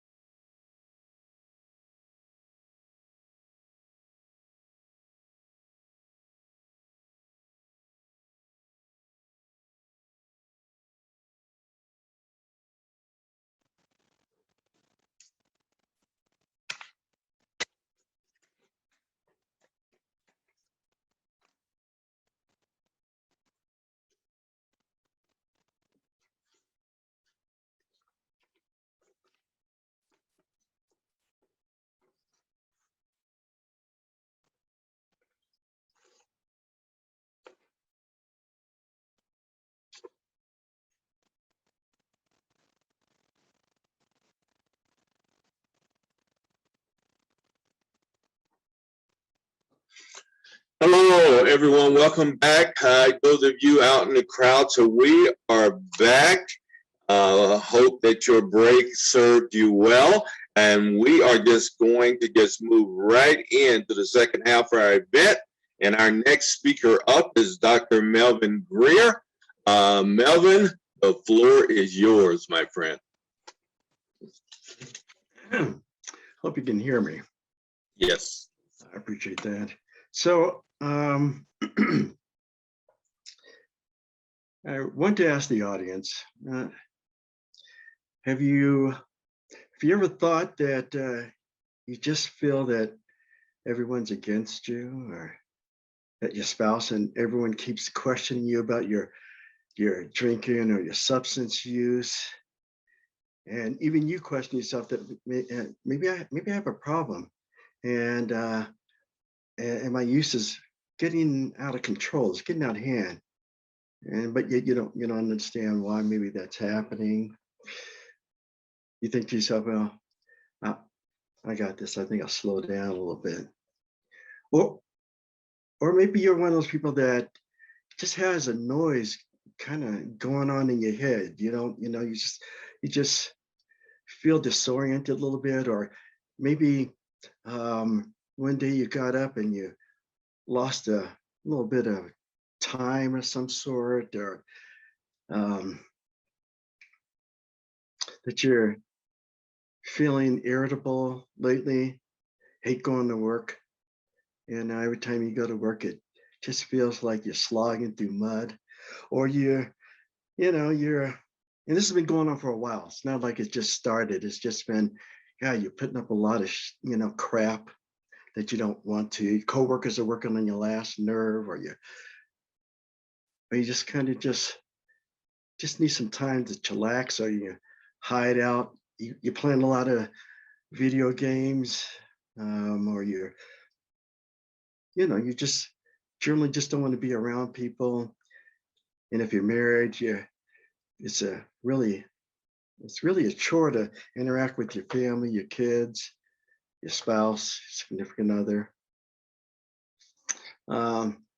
Just feeling that your marriage is not what it used to be. So you look in the mirror one day and you say to yourself, or sometimes you even avoid not looking in the mirror because you're not liking the person in the mirror that you're seeing. You're not feeling like you have the confidence. And like I said, none of this is something that you felt overnight. This is something that's been going on for a long time. And you never told anybody. It's a secret, it's happening inside you. You had that impostor syndrome. You all know what that is, or sometimes you just, you wish you could be somebody else, or you're envious about this person. Or sometimes you're that person at work that goes in, you got a smile on your face, and and nobody knows, anything's going on with you. You just because you're the life of the party. And then when you get home, you don't feel like you want to continue with the pain of living. And you even thought about sometimes killing yourself. So the face of mental illness has a lot of different masks, shows up in a lot of different ways. I treat people all the time. The two biggest illnesses that I treat, I don't even call them illnesses, just a feeling of life, is anxiety and depression. And I treat a lot more, but this is what I see most of. And they're kind of hidden because we don't let people see our sadness and depression, because that's just not professional. Or people see you, looking depressed. They look at you and you say, what's wrong with you? And you say, oh, nothing. Then it's not true. And up underneath that sadness and depression, that pain, that emotional pain, is anger. And I see a lot of that too. See, you know, a lot of people that spoke earlier talked a lot about, you know, these resources that we have in our community and in the Black community. We have these things, you know, fight it out. You know, you look at NAMI and they show up all the time and they come up here and they talk about all the great things that are happening. And it's all wonderful if you use it, if you know about it. And I get really, it really bothers me because I see a lot of pain and a lot of suffering, and all the people in here have either experienced it, seen it, the pain and suffering that we have. And right now, more than ever, we're seeing a lot of people reaching out and wanting mental illness.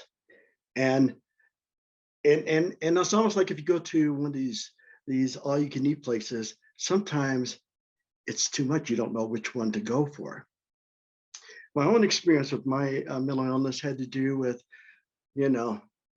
was when I was about 8 years old, and my parents and my father was in the military and stuff like that. I'm just being a total, child, probably oppositional, acting out. And my parents took me to see the psychiatrist.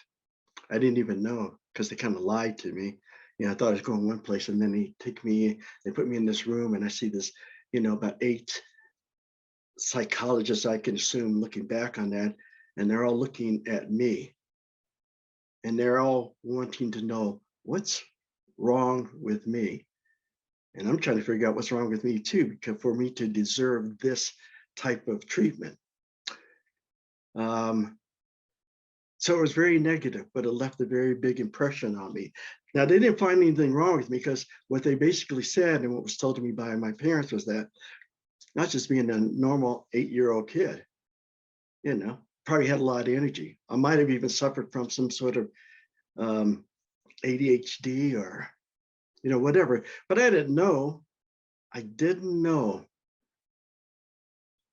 any of that. All I knew was I'd never want to do something wrong and have them take me back to this particular place again. See, my parents thought they were doing good, but it sent a message to me that I had to be right. And we all know what that was. So I had to be perfect. And being perfect, it's not like when maybe, like you see somebody that I always got to do wrong. What I did was procrastinate. I became great at procrastination. Haunted me for years. Didn't understand what it was, but procrastination, if you didn't know, was, a perfectionist, that turned that inward, So my growing up is interesting. I'm a social worker, but it's interesting now as I look back on it that I got into this field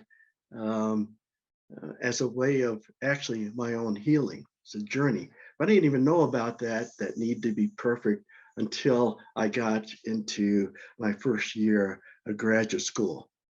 And all these years from high school on up, I hid the truth. I hid my depression, because it's hard to be perfect. I mean, you know what I'm talking about. It's difficult to be perfect throughout your, growing up. Sometimes, when people would ask, because I had to be the life of the party, or when somebody would ask me a question, of course I wasn't going to tell them that, because I didn't want to go back and say I was crazy, because we know that's one of the reasons why, a lot of us don't, seek out therapy, because we're afraid of being that stigma, being crazy because there's something wrong with you. And in fact, no one tried to understand that it's not that there's something wrong with me. It was just a way of me, my behavior was a way of trying to cope in a very different way. Same thing I tell people who drink. So the issue, your problem isn't alcohol, but it's it's how you're using it to actually fix something else. and we need to find out what the core issue is. We have these, you know, we have these incredible resources even now. Telehealth, you can go in and talk with a therapist. More people are in this field. But you know, one of the other issues, the one thing that we don't talk about or may not talk about, like in this community, is there aren't enough people of color. There aren't enough, you know, you go on any website, most of the websites that you look at, you know, 8 times out of 10, it shows white people in therapy. Sending a message, you know, white people need therapy. And for us, you know, we're thinking, I don't know, because people are judging me. I had a client just come in the other day. She's got so much stuff going on in her life. And she's struggling.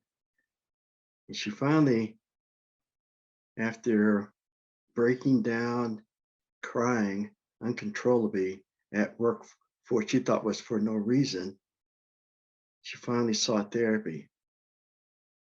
And she asked me, basically, help me learn how to hide my feelings. I said, I can't do that. You know, she says, yeah, but I don't want to have these people see me break down. I'm a new supervisor. I'm a Black person, and I don't want them to see that I'm weak. You know, that I'm weak. And I say, yeah, I can't do that. I won't do that. I can, but I won't do that. What I can teach you how to do is get in touch with what's going on with you and learn to manage what your core issue is. Because the rest, if you learn how to deal with that, you know, then you'll learn how to manage your emotions better. But I didn't want to stigmatize and say, oh, well, there's something wrong with you, because there wasn't. It was just that it was her last straw, and she was at her wit's end. And it never dawned on her that it's okay that she's not perfect, because you don't have to be perfect, you know. But she learned at a young age she had to be perfect. So I said, you know, like I said, anxiety, depression, primary illness that I do see. I mean, perfectionism, overachievers, you know, big issue. And we're told that we're supposed to stop our feelings. Males in the society, where we're supposed to deal with that, you know, as minorities. I mean, a large number of Black people suffer from depression and anxiety, but don't know it because they've had to learn how to deal with it. Why? Because nobody cares. Also, when we look at what's out there, what we do see is that people, primarily white people, therapists, social workers, we see that, are we supposed to emulate them? You know, as a clinician, I have to, you know, I have to look a certain way in order for people of my own color to see me as having value, because I don't necessarily dress in a tie and a suit and that sort of stuff. That doesn't make you smart, but that's what I thought I had to be. I got in touch with me never having to be right all the time. In my first year of grad school, I learned that, like I said, I have a master's degree in social work, but I thought MSW was must save the world, and I learned, yeah, that's not going to happen. That's ridiculous. But it didn't stop me from trying, because I also had to be right, you know. And I learned over the years that was a propaganda that I don't know where that came from, but it wasn't realistic. 15% of Blacks and non-Hispanic respondents seriously consider suicide in the past 30 days.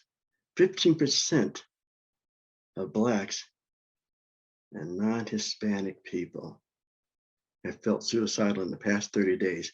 That's huge. I think someone mentioned about suicide. In the Black community, suicide is rising. And it's not necessarily suicide where you necessarily hang yourself, but in the teenagers, sometimes it's their behavior, what they do, acting out their rage. 15% compared to 8% of the whites and 10% or 10.7% of all. We have a high percentage of people that want to commit suicide. 44% of the Black population report having one adverse mental or behavioral health symptom, compared to almost 30% of whites and 40% of others. So why don't we seek treatment? Because we don't see enough of us in the treatment facilities. You know, a lot of us go for, when we go in, we see people that may not understand that depression in a Black person is very, or can be very different than the depression in a white person in regards to what causes it. What's the cause? I think a lot of minorities, a lot of Blacks have suffered from post-traumatic stress. If you're in the city, I was born in New York. Things that I've seen, experienced being Black, just in itself would make you depressed. I want to leave you with a story about one such person who, as a child, was a brilliant student, skipped his freshman and senior years of high school before enrolling at Morehouse College at the age of 15. But he experienced bouts of great highs and lows. He had to hide it. Grew up in a family and in a time where you were not allowed to express those highs and lows. And if you did, you're supposed to suck them up. That same student attempted suicide twice before the age of 13, following the death of his grandmother. And then as an adult, he continued to battle with mental illness, experiencing bouts of severe depression, but nobody knew about it except for a few people, because he hid his mental illness, hid it, kept it a secret. And it was a closely guarded secret that was held throughout his life.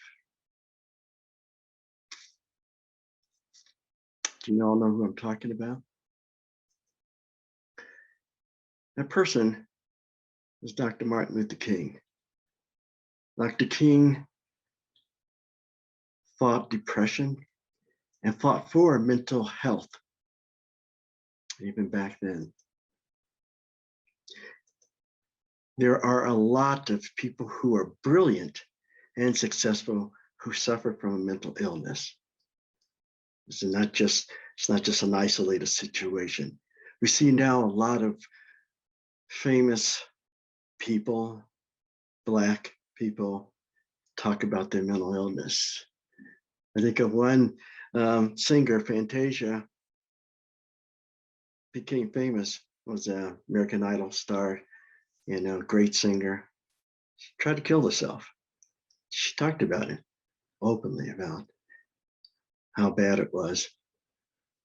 So the other problem that I see in this is, everyone that's here, I applaud you for showing up. It's not enough though. You need to be able to tell people who don't show up to these things, who should be here to hear people talk about what's out there. You know, when NAMI comes and talks about what's available, or talking about, you know, the child care money, basically. Sorry, can't remember how she named it, but you know, the child care. You know, when people come out in the community and say, "Hey, we got you," you know, but not enough people talk enough about mental illness. They don't talk about, yeah, there are programs, you know, that are in the community or coming to the community, you know, or they just don't know about it, you know. And there's a lot of reasons why that is. And one of them has to do with, I think it has a lot to do with politics, has a lot to do with the stigma. And there's a lot of people that walk around and they just don't want to know because they're too busy trying to fix what's going on with them, that they feel that they have to fix it. They can't reach out and find someone else to fix it. So my challenge to the people that are here is, you know, first of all, look at your own issues and see if there's some place where, you know, some of these programs that, you know, Ms. Green has reached out to these organizations and say, hey, you know, come and talk to the people. Check and see, you know, mental illness doesn't have to be something huge. It just could be sometimes just getting you, coaching you to a better place in health and wellness, both mentally and physically. You know, you want those two things to be married together. And so going to seeing a therapist, if you're working and if you have an employee assistance program, utilize that benefit.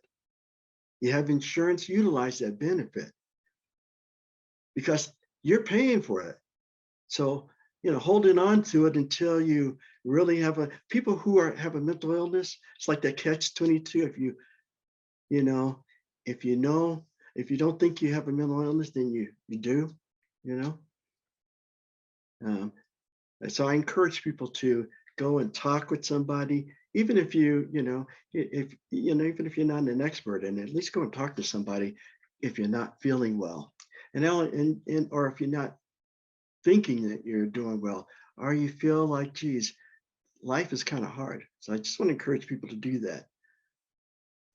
But the challenge I give to this audience also is tell somebody, encourage them, do something.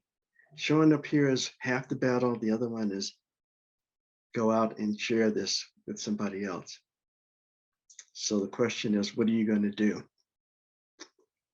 What are you going to do? Thank you. It's my time. Any questions? No? All right.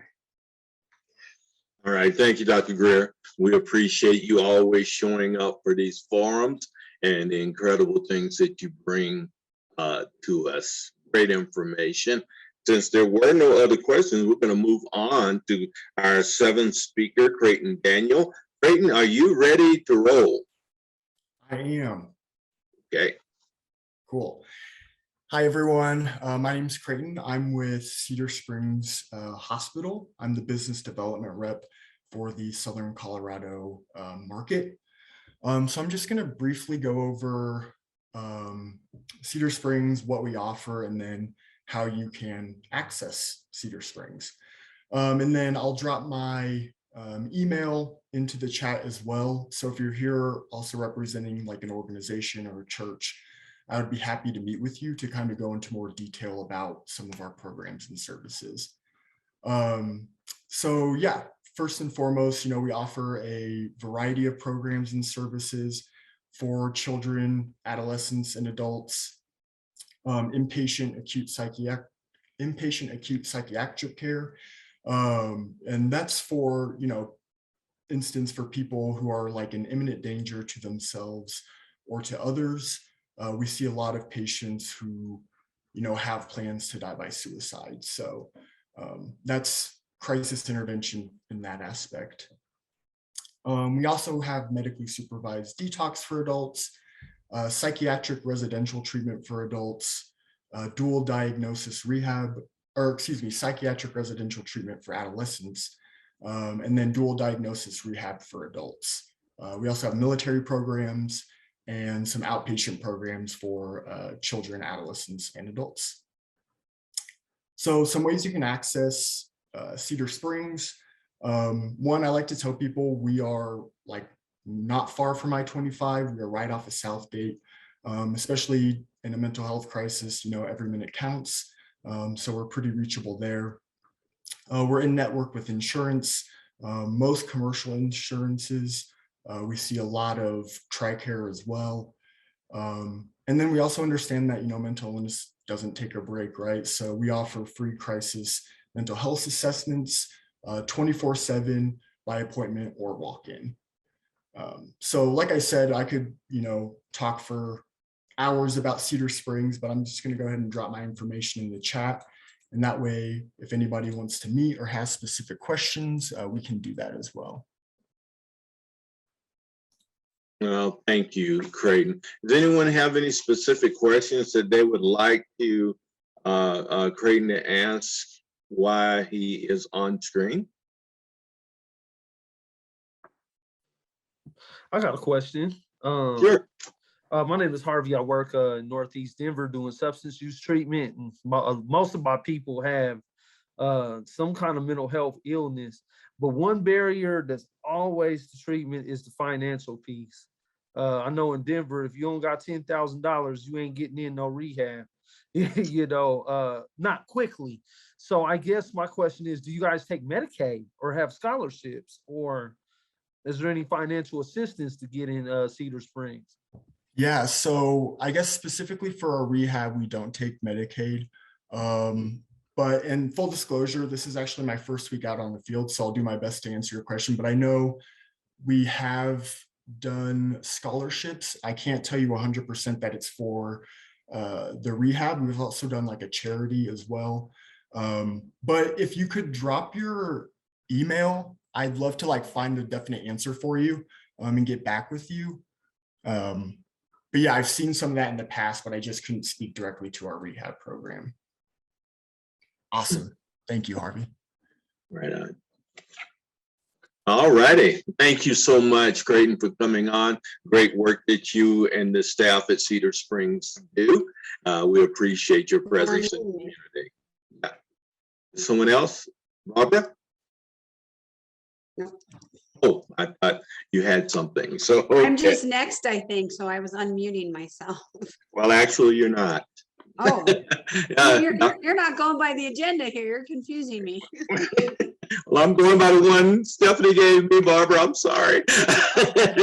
Ours must have differed a little bit, but you're after Dr. Anthony Young.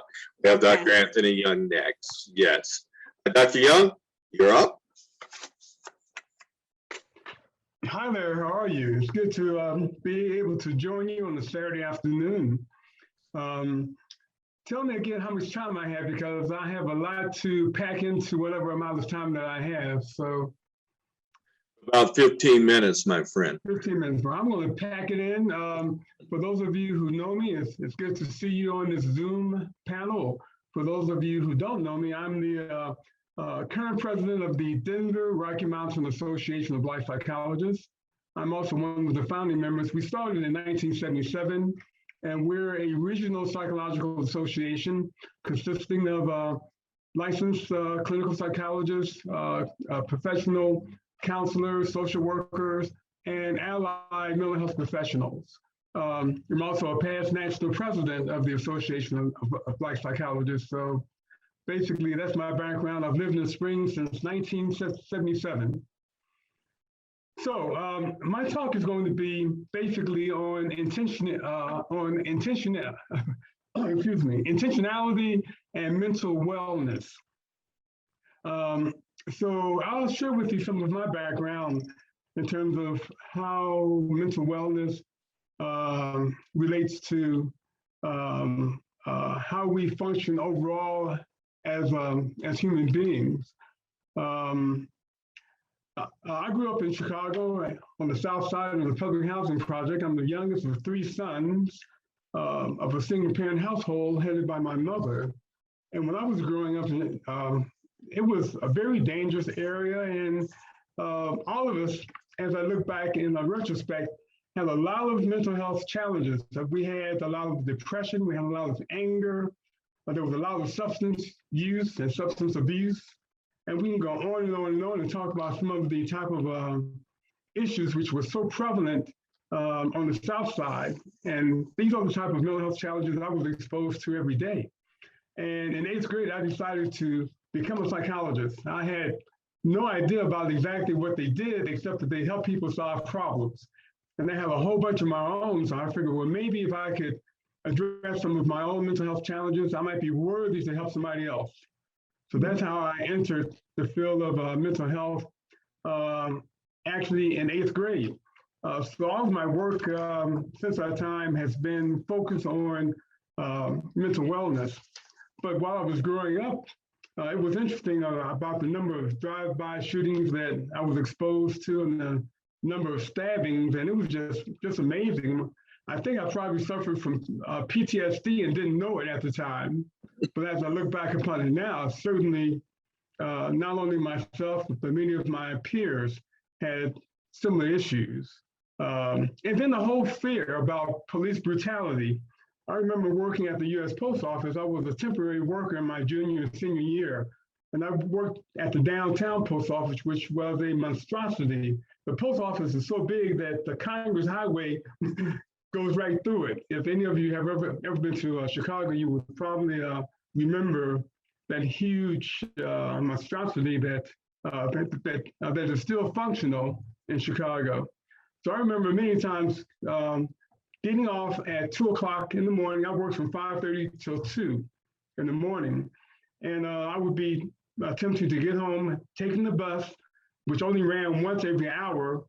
And I cannot tell you the number of times I was stopped, arrested, thrown up against the wall as being a suspect for some type of crime. It could have been robbery or burglary or whatever. But I made sure that I always wore my post office badge right on my outside of my coat or on my shirt, so that if the police did roll up on me, I would be able to verify that I'm just getting off work. But it didn't matter. Oftentimes I was told that I met the description of someone who had just committed some type of crime, and I would always ask the police officers, "What description do you have of this person who just did this robbery or whatever?" And they would tell me, "Well, he's a black male, 6 foot, 190 pounds," and I was only like 5'9", and I weighed 120 pounds. So it was real clear that they had the wrong person often, and they would just simply let me go. But it was just the inconvenience of having to go through those type of experiences. So anyway, long story short, I decided that I was going to go into my high school counselor's office and ask for a letter of recommendation so I could go to college and pursue psychology. And even though I was an A student in elementary school, we didn't have middle school. I was a D- student in college because I was working at night. My brothers and I helped to take care of the household. So I had some competing factors to my educational success, if you will. So anyway, my high school counselor told me that I should be shining shoes or working in the factory, because in her mind, students in my neighborhood did not go to college. We simply got jobs, menial jobs, because the expectations of the educators were so low that they really did not see us as being college material. So needless to say, when my high school counselor told me that, I went to the other counselor who was in the next office and asked for a letter of recommendation. And what he told me was that, "Well, Tony, you're not really a good student, but I'll write something for you." And basically what he wrote was that if you admit Tony into your college, you might do okay. How's that for a letter of recommendation? So I got into college as a probationary student and took all of the psychology classes for the year and a half. I was at that particular college in Kansas. I was an A student. Left there, transferred back to Illinois, and finished my bachelor's in experimental psychology, which is basically statistics and research design, and then went straight on for my master's in psychology. After I finished my master's, I went back to my old high school and showed my master's degree to the counselor who told me I should be shining shoes or working in the factory. And she was shocked. And I told her that I hope that she was not still giving students the same bad advice that she gave me. Because some students would have been totally destroyed and would have taken her bad advice about not pursuing college or any of their aspirations. But see, that's what kids in my neighborhood were exposed to continuously. And I wasn't the only one that she had done this to. Because when we had our 10-year high school reunion, so I take that back, it wasn't 10-year, it was our 20-year high school reunion in 1991. I take that back, yeah, 1991. I was chosen as being the keynote speaker for the reunion. And after I spoke and shared with some of my cohorts what I had been through, they told me that they had gotten the same advice from that same counselor. Okay, and some of them had taken that advice and didn't pursue college. So my point is just that too often times we know that the self-esteem of students are in a very negative way determined by people who don't have their best interests at heart or mind. So a lot of what we have to do certainly within our community is to make sure that our students, our children, may they be our relatives or just kids in the neighborhood, or that we are exposed to through the faith-based community, that we're encouraging them, because kids are born encouraged. Life does a lot to discourage them from their aspirations. So we really need to shore up their mental wellness by being able to offer encouragement. And I'll move on and talk about emotional literacy a bit, because one of the things that is so common when I was young as well as even now, oftentimes children and adults are emotionally illiterate. That is to say, they do not properly identify or oftentimes even understand what they're feeling.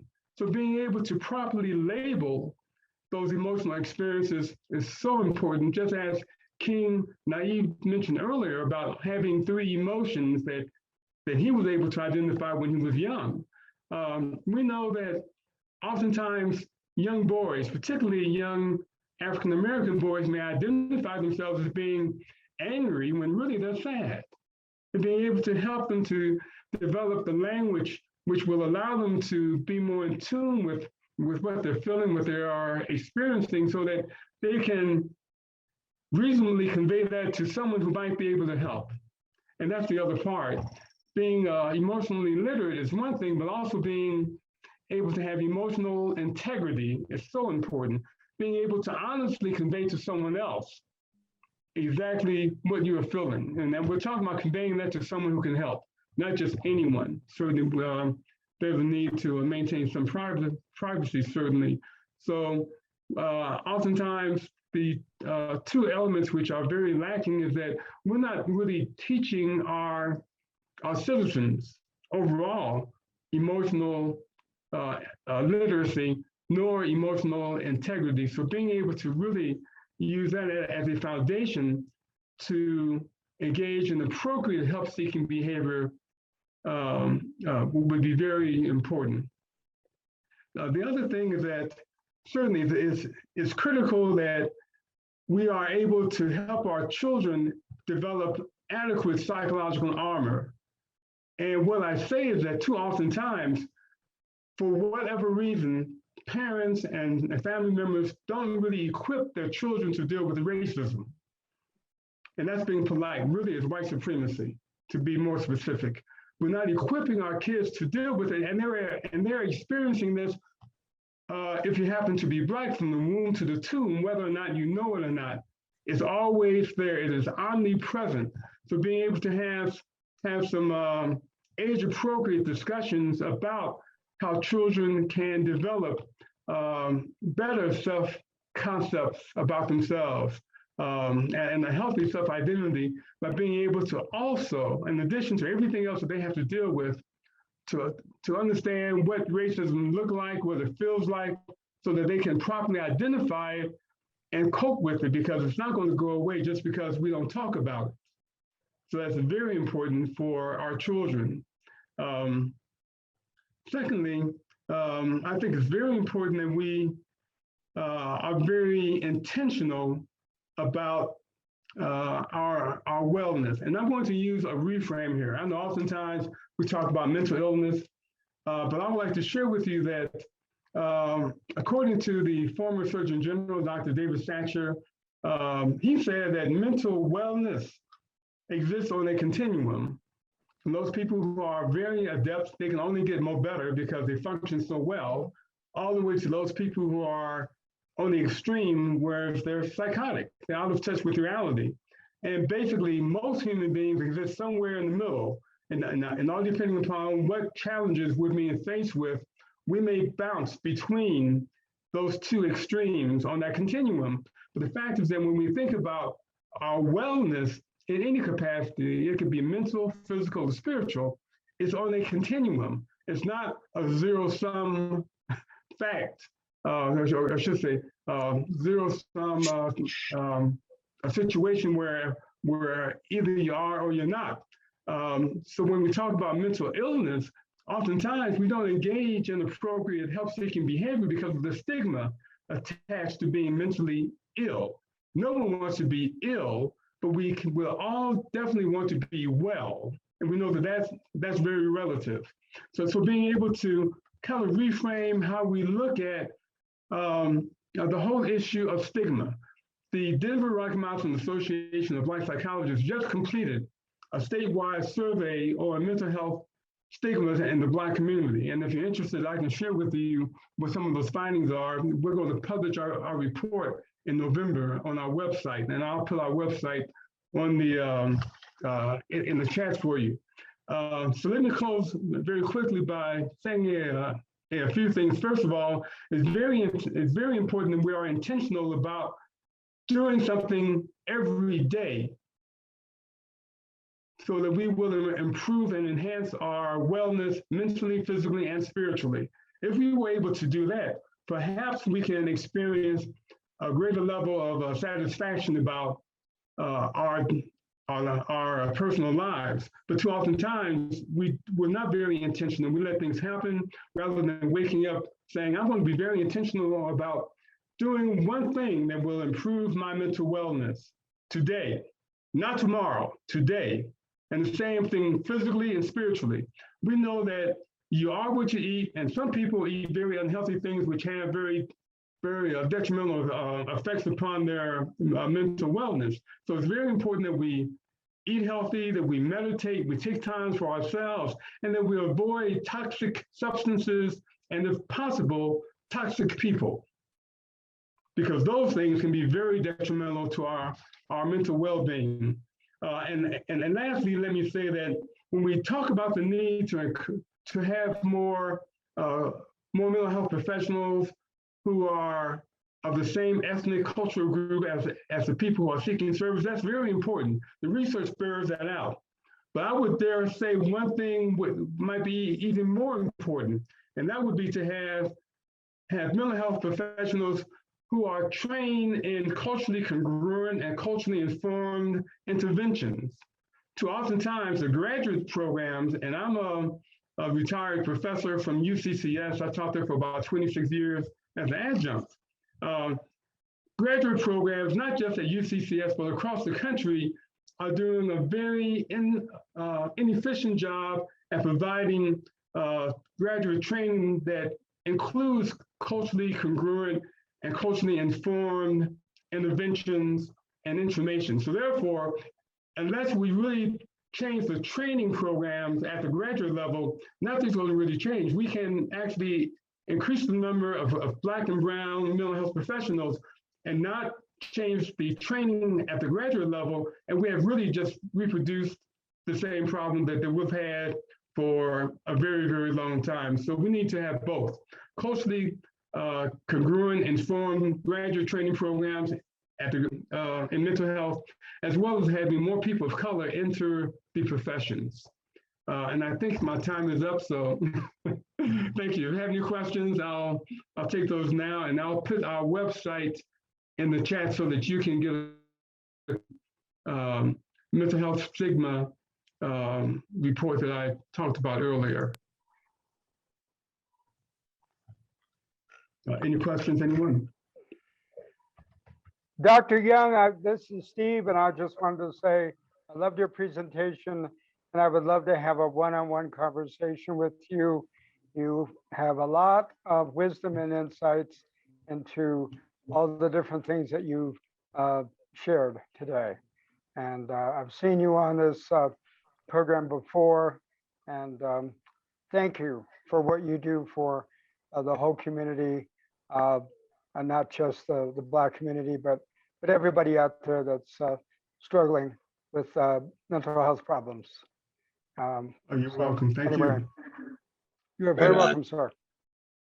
All right. Thanks, Steve.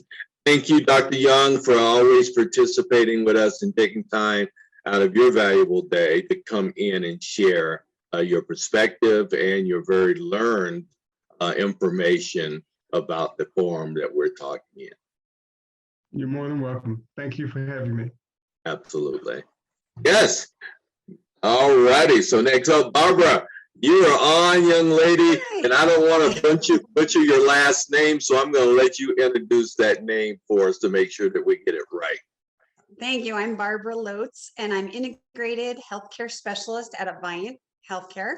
And I also started a nonprofit in 2019, and I'm CEO of Cycling Without Age Littleton. So I'm going to speak, it seems like very different than a lot of people today, but yet it connects. And so with Viant Healthcare, we have a continuum of care, which is really exciting because people that are dealing with physical, mental illnesses that sometimes just can't get out of their home, Medicare and secondary insurance covers us bringing a doctor to the home, which has been so helpful in many, many cases. And then we also have under our umbrella of care, they have the continuum of the doctor. So they could have doctors in as their primary care doctor, and or if they need palliative care, and we have hospice. And so what we're finding, and we're just 1 year out in Denver because they started this in Phoenix, Arizona a couple years ago. But what we're finding is we really need to connect in with the mental health professionals because our doctor is one-on-one. Our doctor really gets to know their patients. And what we're finding is there's a lot of need for mental health out there. So I'm building a network of care from anything, if a homebound person needs an eye doctor, mental health professional, whatever they need in the continuum of care, I'm putting that network together now. So I'm really excited to have met all of you today because this is a wealth of knowledge and resource for us to give our folks. I work mainly with senior citizens. And it doesn't always have to be, but that's kind of who our focus is really. And I heard a lot today about stress, quality of life, and hope. And so we try to bring that to people. Again, they could be exhausted. The only time they see their family is going to doctor appointments, or they need that extra layer of help. And we can do that with the primary physician at home or of palliative care. And again, when someone is journeying toward the end of life, we have hospice. And another really exciting thing that I get to be a part of is as CEO of Cycling Without Age. If you imagine a bike, people call them rickshaws, but they're trishaws. If you think of the pedicabs downtown, someone's cycling and they have the passengers in the back. We're going to be buying our 4th unit where the passengers are in the front. And we get them from Copenhagen, and it's intentional that we do that because it's all about relationship. We don't want someone looking at our butt or our back when we're driving them. It's all about getting people out in nature, getting people to just be in relationship with one another. I think last year during COVID, we saved lives. And I get teary-eyed with that because people were isolated, they were lonely, and talk about finally people starting to see there are mental health issues here. We were able to get the tri-shells going, and people could talk to our pilot. Those of us that ride are called pilots, and be in relationship. And I saw so much change and health come out of these tri-shell experiences. So I'm just so delighted. I have 40 volunteers on my staff, and nobody ever pays for a ride. We take anyone that wants wind in their hair, freedom of riding a bike that can't, whether they're disabled, seniors, whatever. And I've had more disabled folks with adult disabled children or challenged children say, you know, resources seem to end when they're 18, and then we don't know what to do as parents. This has given a lease on life for so many different populations. And so it's really exciting that we get to do this and have this adventure with people. We teamed up during COVID and beyond now with an organization that gives wishes to seniors, wish of a lifetime, and they got goggles and they granted those to organizations. So we at Aviant have 3 pair of goggles. We go to places, or they can come to us, and they can go to 30 places around the world without having to travel and afford travel and the different things that it takes to be able to travel. So so Aviant Health believes in reaching out to the community. Everybody is included. We want to help with the mental health by socialization, bringing hope and quality of life to people through the medical part of what we do, and through our community outreach, through partnering with Cycling Without Age and Wish of a Lifetime. So that's kind of it in a nutshell, what we do. And again, our services are covered, whether the medical end, they're covered by insurance and Medicare, and the nonprofit end, nobody ever pays for a ride. And I would love to connect with some of the organizations that spoke today. Again, we need mental health professionals that I can refer to give our doctor. And then Cycling Without Age, some of these other communities that are advocating for young men and different things. I would love to see how we could get that connection going and get some volunteerism and just keep touching the community in a special way.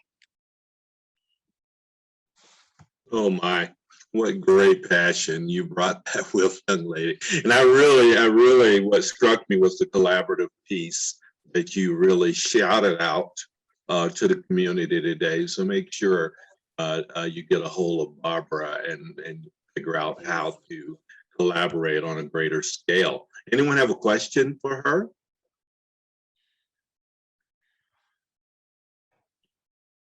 Teresa, I see your hands moving in there, young lady. I'm almost ready to call you out.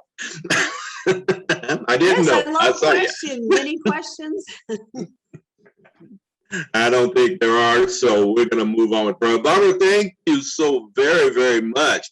I look forward to personally connecting with you in the short term, and maybe Zooming and getting some more insight on all that you got going on.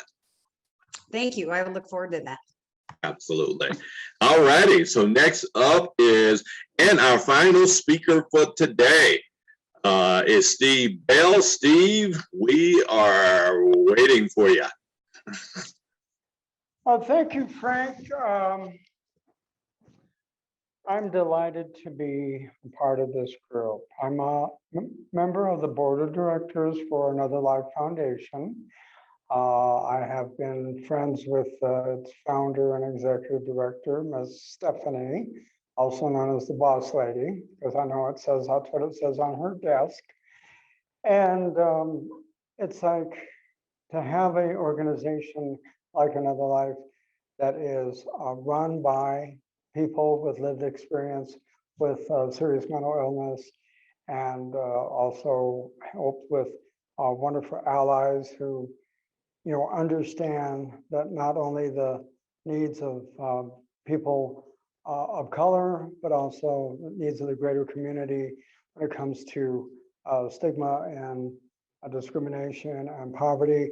I want to start with a little story that just reminded me while I was listening to the different conversations going on and presentations going on. I was the president of the Depression Bipolar Support Alliance local chapter, which has like 9 peer-run support groups for kind of like Another Life Foundation. DVSA is one of the best kept secrets for mental health care in Colorado Springs and the greater El Paso County area.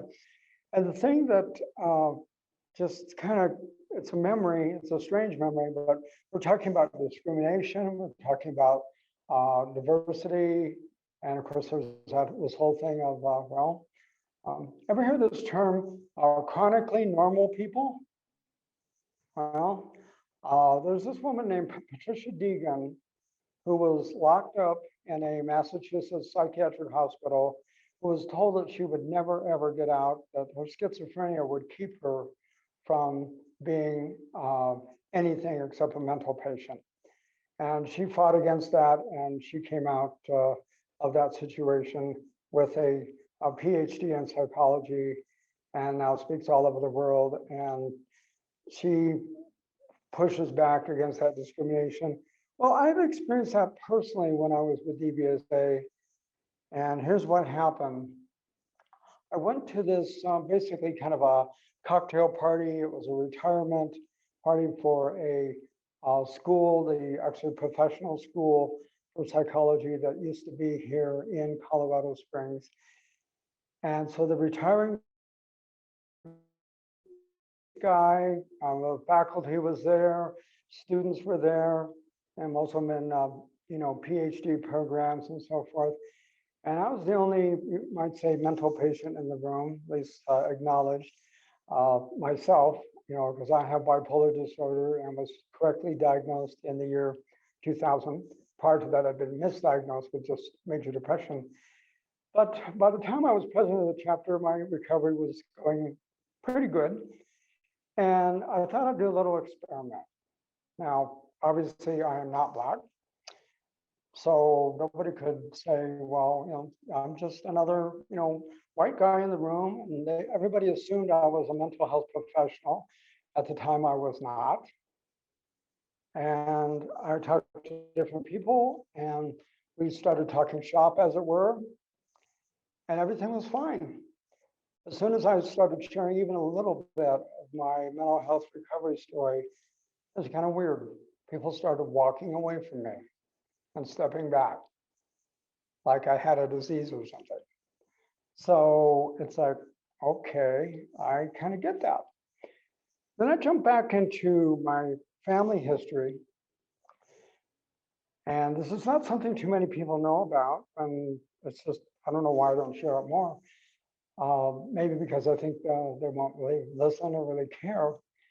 But when I was a kid, my mother was in a psychiatric hospital back in the 1960s, old style in the state of California, where cold ice water baths and regular shock treatments and all kinds of other horrific things and super high powerful drugs were the norm. And it was very much involuntary treatment. And so she was in the hospital for a year voluntarily. Meanwhile, my dad had to work 2 jobs just to keep the medical bills from eating us alive. We did file bankruptcy, I think probably more than once. So my dad's working all the time. So what are you going to do with me and my brother and my sister? We got put in a foster home for a year. But we wanted to all be together. So the only way that that happened was a couple of friends of my parents that they were active with in politics on the grassroots level. Hixie and Paul, who happened to be a Black couple from Texas, they said, sure, we'll take your kids. So the social worker said, wow, this is interesting. A Black couple taking care of 3 little white kids. Remember, this was the early 1960s. So it was quite an experience. But here's what I wanted to share, is that couple, Paul and Hixie, they gave me and my brother and sister some wonderful memories because they owned a home. My parents did not. They had it together in so many different ways. And it was a very much integrated neighborhood in San Jose, California at that time. And it's like, they took us to Yosemite. They did things for us that my parents either wouldn't do or couldn't do. And it was like, in some ways it was magical. I miss my mother terribly. I was a big crybaby and I was very distraught because, you know, I didn't know why my mother was sick. Later found out as an adult, it was because she was a psychiatric patient. But I treasure those years, and because of, I think, that experience, it's like I learned early that there's lots of good people, and there's lots of people that have challenges that you don't understand, and they come in different colors. And if it wasn't for Paul and Hixie, my brother and sister and I would probably been all stuck in different foster homes, which would have been really traumatic and really devastating. Okay, as to Another Life Foundation, I want to just share this very important thing that we are doing right now. And that is because of a grant that we received, going to be providing, it's available to people outside of the Springs who have been affected psychologically by COVID and are in need of and want therapy and counseling.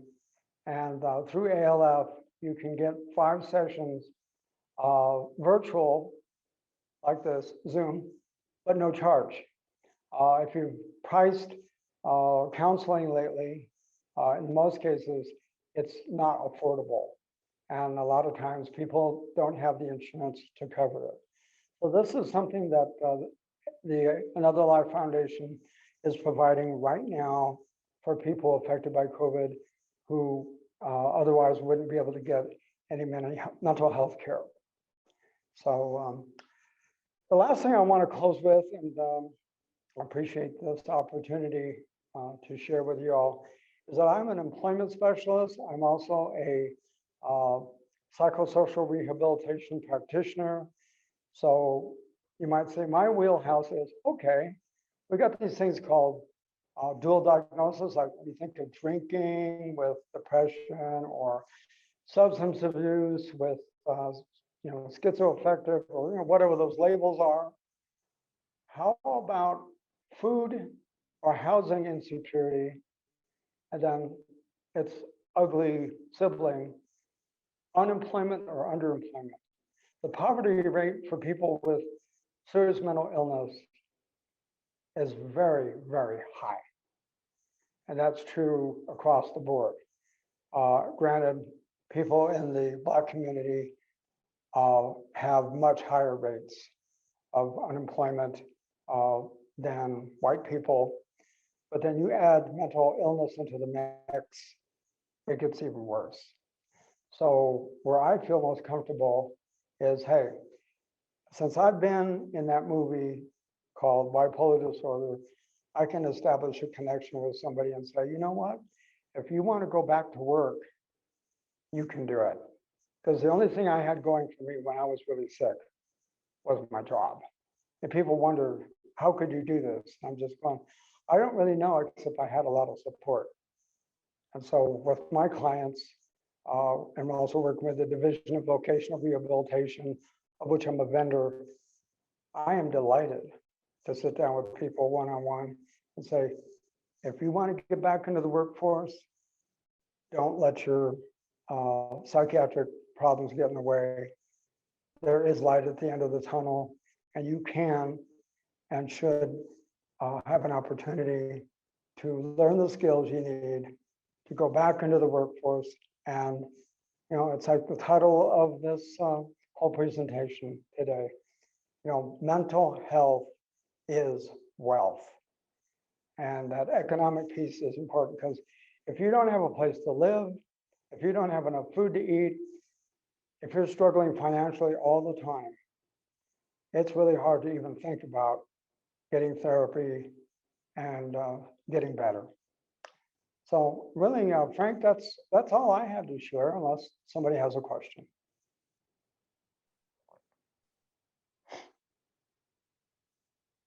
Great. Thank you so much, Steve. We appreciate that. That personal tidbit was quite a flip in the script of what we typically hear. So what a great story. What a great work that you're doing in community and out in this space. So we appreciate your heart and all that you're doing. In conclusion, I want to thank everyone for attending our Mental Health is Wealth Community Forum on behalf of course, our Executive Director, Stephanie Green, and Board of Directors. We hope everyone in attendance got the opportunity to get an inspiration, support, and resources to achieving health, economic, and mental wellness. All these are important components to the community achieving wealth in life. Also, once again, I would like to give thanks to our sponsors for the event, Colorado Health Foundation and Greenbacks and Associates Group. If you're not familiar with our organization, please visit our website at www.anotherlifefoundation. Also, if you do not have our email address, go to our website and sign up for our newsletters. Our website is www.anotherlifefoundation.com. We appreciate each and every one of you coming, and I'm going to give a shameless plug here since I wasn't involved in the speaker forum. I'm probably not qualified to be involved in the speaker forum, but my book, Your Personal Life Coach, came out today. And if you're interested in life coaching and why it's relevant and maybe what you should look for if you're looking for someone to coach you in that arena, go to Amazon and pick up a copy either electronically or paperback. So those are available. Frank Sinclair, once again from Dream Again LLC, board member of Another Life Foundation. We want to thank you so much for spending your time with us this afternoon. We look forward to you being in the next forum. Reach out to our Executive Director, Stephanie Green. Maybe you have something to add to this great space in our community and beyond. Have a wonderful rest of your weekend. Oh, Barbara, did you have something before we left? Congratulations. And do you have that on audio, your book on audio? We have not done it on audio yet, but audio is coming within the next couple of months. Yes. Good. For those of us that don't sit down, that's good. Okay. Okay. Great. Congrats.